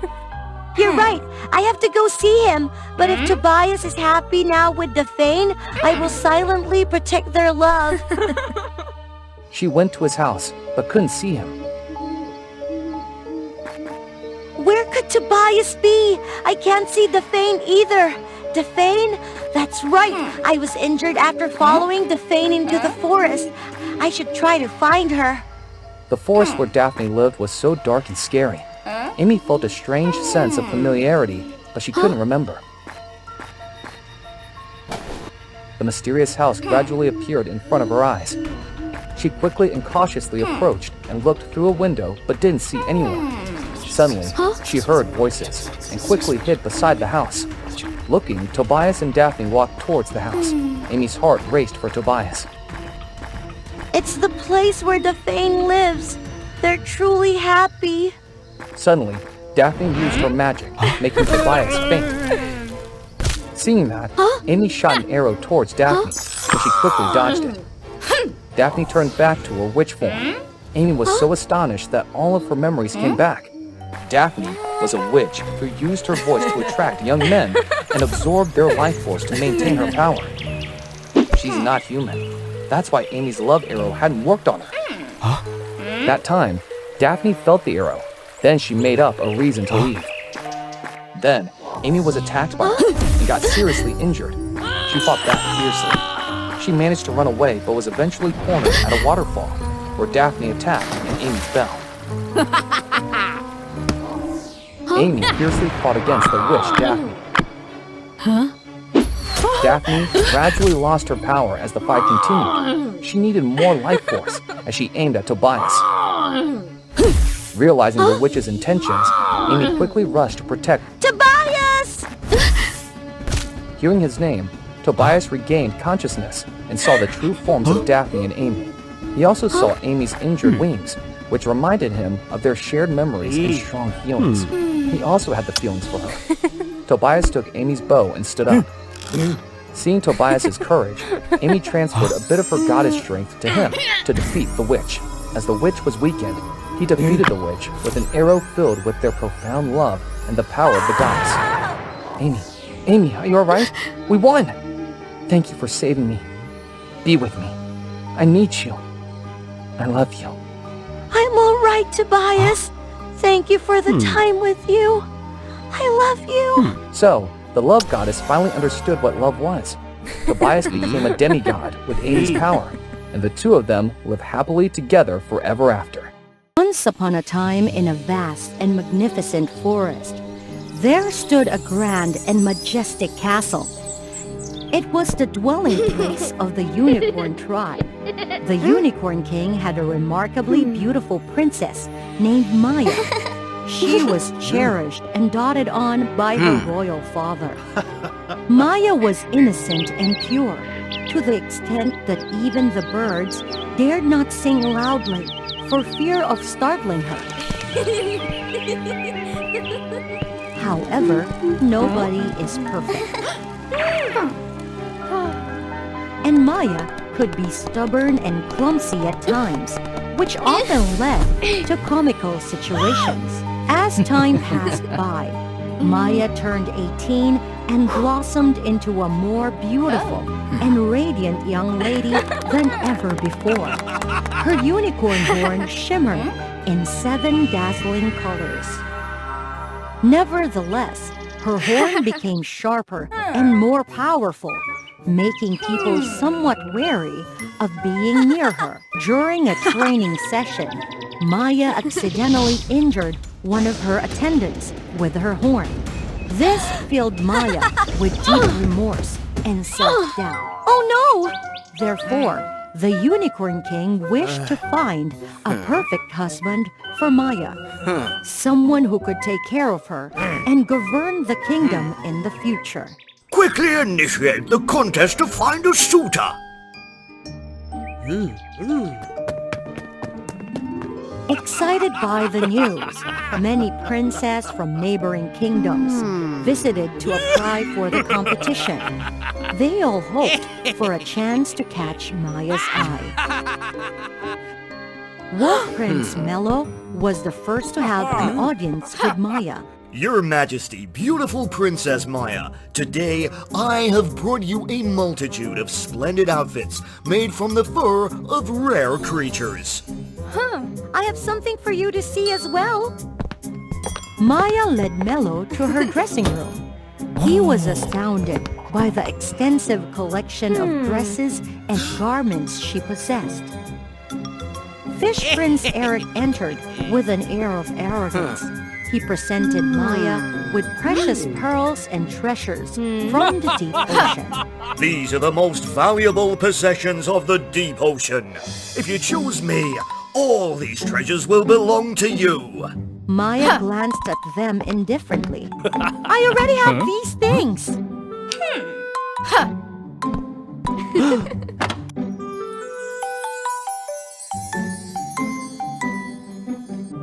Eric felt embarrassed and quickly departed. It seemed that Maya was not attracted to material wealth. Even with all the extravagance, she longed for simple love. Father. I will seek my own destiny. I want to decide my own happiness. Lock the princess in her chamber. She shall not set foot outside the castle. Release me! Set me free! As night fell, Maya sat sorrowfully in a corner of her room, gazing outwards. Tears streamed down her face as she felt the suffocating control imposed by her father. The king is so controlling. I must escape from this place. Helpless, she slumped down, but suddenly startled at a hoarse voice. Princess Maya! It turned out to be Amel, the elderly attendant. Amel was the closest person to Maya after her royal father. Having cared for Maya since childhood, she held a deep affection for her. Oh, Amel! Princess, leave here quickly. Go seek the happiness you've longed for. Thank you, Amel. Maya felt liberated and joyfully ran out of the castle. Under the veil of a mystical night, Maya ran swiftly, not knowing where she was headed. But she believed that escaping the castle would lead her to happiness. Unexpectedly, Maya stumbled and fell into a deep pit. She struggled to find a way out. Is anyone up there? Please help! Maya cried and trembled in fear until she exhausted herself. As morning broke, Maya was awakened by loud calls. Girl, are you all right? Girl? Maya slowly regained her senses and looked up to find a handsome and gallant figure before her. My destiny has arrived. Don't be afraid, girl. I will help you. Maya's heart skipped a beat, captivated by his handsomeness. Forgetting that she needed to escape, Ricky swiftly lowered a rope to offer Maya. Hold on to the rope tightly and climb up quickly. She exerted all her strength to climb up. Unfortunately, her horn got caught in the rope, causing it to snap. Are you all right? Wait for me. Ricky quickly grabbed another rope and jumped down the pit. Hold on to me. I will safely lift you up. Without hesitation, Ricky embraced Maya and forcefully pushed off the pit's wall, propelling them upwards. You've let go of your hand. Oh, I'm sorry. I am Ricky, the hunter of this forest. Where is your home? I will take you there. This man must be mine. I cannot let him slip away. I am Maya, the princess of the distant castle. My father forces me to marry someone I do not love, leaving me with no choice but to leave my home. Can I stay at your home for a day? As soon as I find a new place to live, I will leave immediately. Yes, you can stay at my house. Once your wounds have healed, I will take you back. My plan to find a husband is about to succeed. Ricky led Maya to his home, a grand castle that was no less magnificent than where she lived. Your home is splendid. It is vast and ancient. As they ventured deep into the castle, Maya became increasingly overwhelmed. She paid special attention to a painting of a snake hanging in the center of the hall. This painting was a birthday gift from my mother. Therefore, I cherish and value it greatly. This is your room. Feel free to make yourself at home. This room is quite frightening. Never mind. It must be his preference. That night, Maya couldn't sleep. Restless, she went out in search of food. Passing through the grand hall of the castle, Maya was startled to find the snake on the painting had disappeared, leaving her In utter disbelief, Maya panicked and ran to find Ricky. But to her surprise, Ricky had left the castle without her knowing. Ricky! Ricky! Maya quickly returned to her securely locked room, trembling in fear. The next morning, Ricky knocked on the door and brought breakfast for Maya. She hastily recounted the strange event from the previous night. I've brought you breakfast. Ricky, yesterday I witnessed something very strange. The snake on the painting disappeared. You must have been tired and dreamt it. How could a snake have come out of the painting? Don't you believe me? Come with me. Look! You must have been exhausted these past few days, mistaking things. Maya couldn't accept it and was determined to find evidence. That night, unable to sleep, Maya quietly sneaked into the grand hall and waited since early.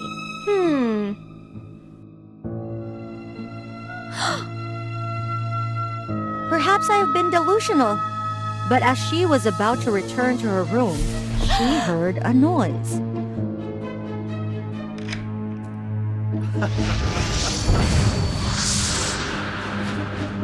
Maya immediately hid behind a statue and observed a terrifying scene.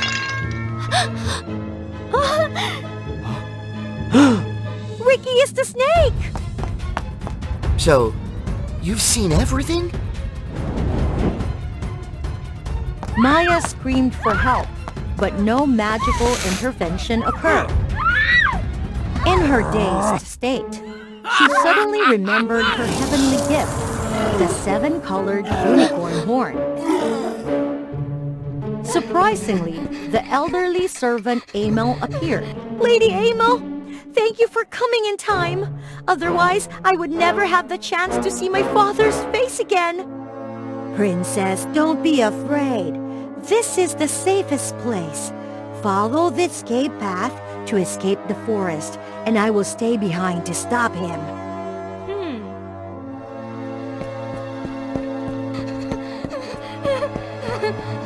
Don't even think about running away. Lady Amel, save me! Maya was shocked and couldn't believe her eyes when she realized that the elderly servant she had known for so long was actually a cunning snake, Ricky's mother. So it was Amel who intentionally opened the door for the princess to escape, then fall into a trap and be saved by Ricky. Everything had been set up. Maya regretted not listening to her father, falling for a handsome stranger, which led to this situation. Why did you do this? It was your father who caused the death of the Snake King. I lost my husband, and my son lost his father. This debt your family must repay! Maya understood that Amel's wickedness today stemmed from her own lineage. Let me compensate for my father's actions and heal the wounds you all suffered. It's too late now. The only way to compensate is with a pair of horns from your family. The power and authority of the Unicorn Clan.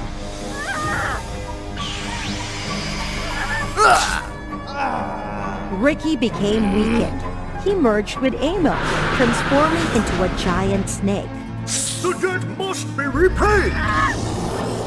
Pour your anger onto me! Don't harm Maya! The colossal snake grew even more furious. It turned back and attacked the weakened Unicorn King. My daughter, run quickly! No, I cannot abandon my father!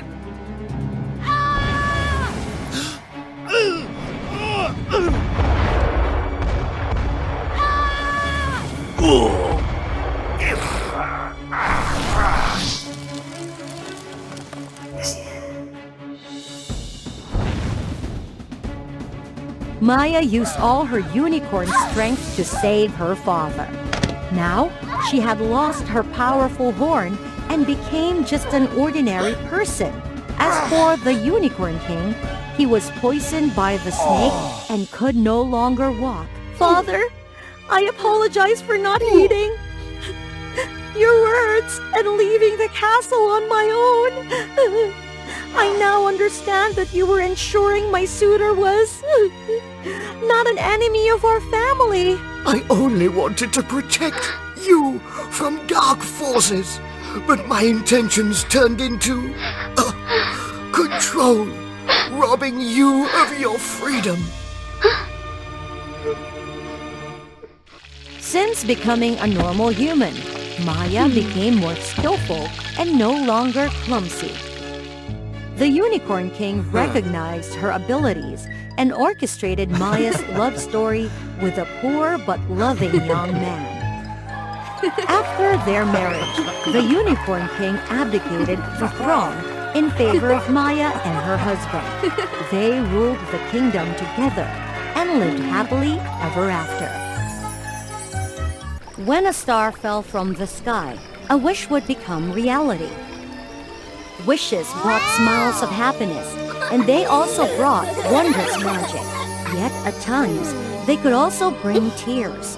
The magical night sky was the home of mystical creatures, and the abode of Stell, the sky mermaid. Stell had a dear friend, a little star named Lumine. Little Lumine wished to descend to the mortal world to grant wishes to people. However, Stell didn't want that. If a star grants wishes to humanity, that star will fade away. It's all right, Stell. Come with me. Despite her worries, Stell agreed to accompany her friend. So Lumine and Stell secretly left the realm of the night sky and descended to the mortal world. To find out what would happen to Stell and Lumine, stay tuned and subscribe to WOA Fairy Tales. Lumine showed Stell the marvelous things a wish could create. A plain girl turning beautiful.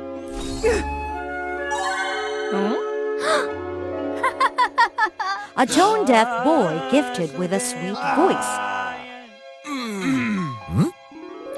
Ouch!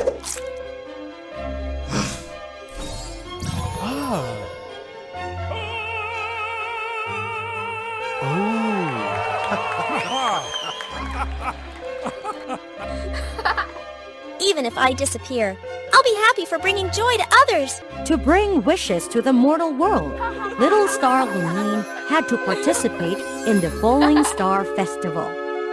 People released paper boats, creating a path of light before Lumine. As long as little star Lumine followed this path, you can never return to the realm of the night sky. This saddened Stell, but she suppressed her unhappiness and bid farewell to her friend with a radiant smile.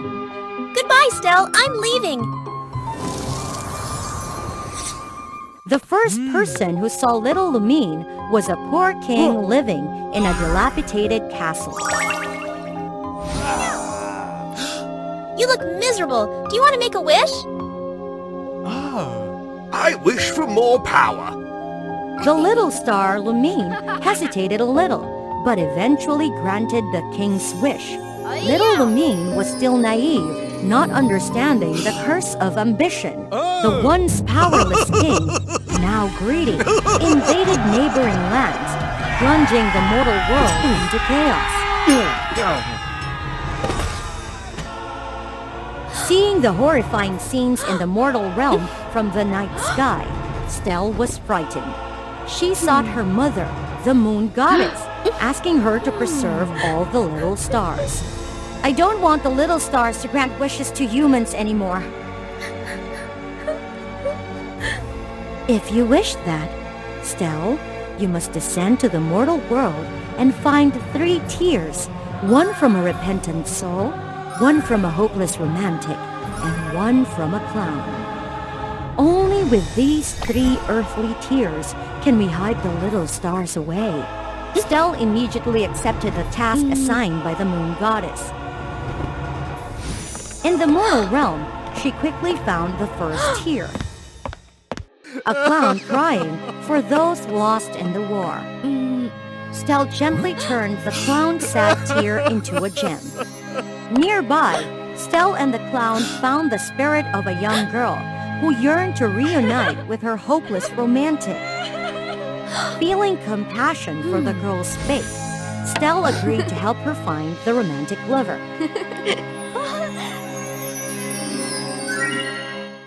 With Stell's help, the hopeless romantic and the young girl reunited, and Stell obtained a tear of happiness.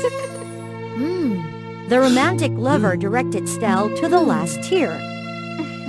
Following the direction, Stell found the ruthless king. Inside a room filled with treasures, but devoid of anyone, Stell found the ruthless king in tears.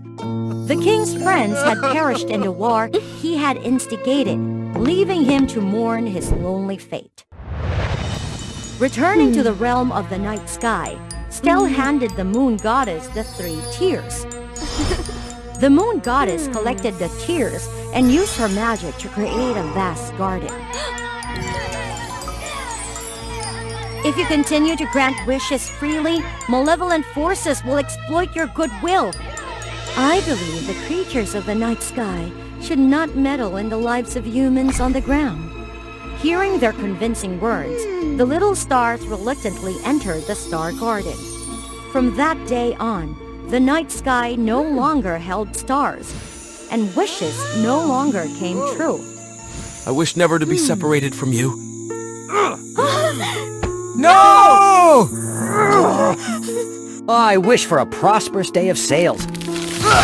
Why is it like this? I wish for my mother's recovery. Inside the star garden, the little star friends felt anxious, restless. They found it uncomfortable being confined within the star garden, unable to help anyone or do anything of use. The little stars couldn't escape either, because Stell always kept a watchful eye on them. Stell, please release us! Yeah, my friend Stell, let us go! I'm only thinking of your well-being. I don't want your wishes to become meaningless. But if no wishes come true, our existence is also meaningless. How can I change Stell's mind now? Ah, I've got it. Stell, if you had one wish, what would it be? Stell hesitated. Right now, images of the little star Lumine raced through her mind. Stell truly wished to be reunited with her dearest friend. But there are no wishes for those who live in the night sky. Little Star Aether observed discreetly. Only when he was sure Stell had fallen asleep did he sneak out of the star garden. Aether found the clown, the hopeless romantic, and the lonely king, and shared Stell and Lumine's story with them. Then they decided to help Aether convince Stell. The cloud gathered his balloons into a large cluster, and the hopeless romantic and the king held on to the clown. Following Aether's guidance, they ascended to the realm of the night sky. The moon goddess was waiting, leading the 3 men into the star garden.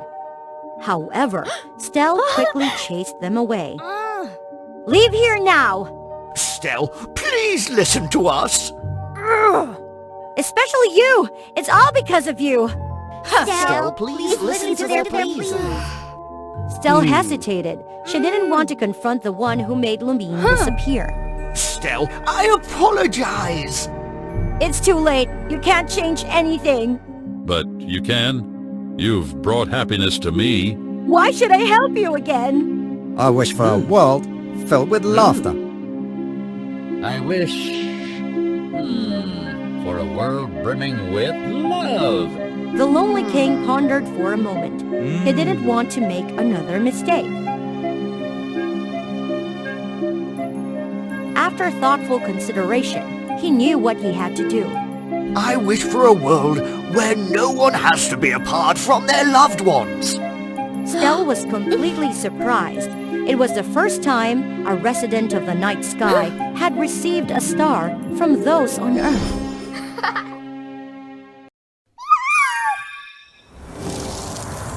Even if I disappear, I'll be happy for bringing joy to others.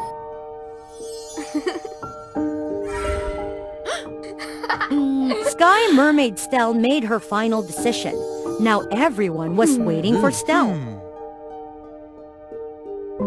Would she continue to confine all the stars in the night sky, or would she set them free? Stell handed over the key to the star garden to the moon goddess. Her decision delighted the moon goddess, who used her magic to make the star garden disappear. This brought immense joy to everyone. The residents of the night sky celebrated with a falling star festival. This time, people from the mortal world also joined in the festivities. Once again, the path of falling stars was open. Never before had there been such a grand falling star festival.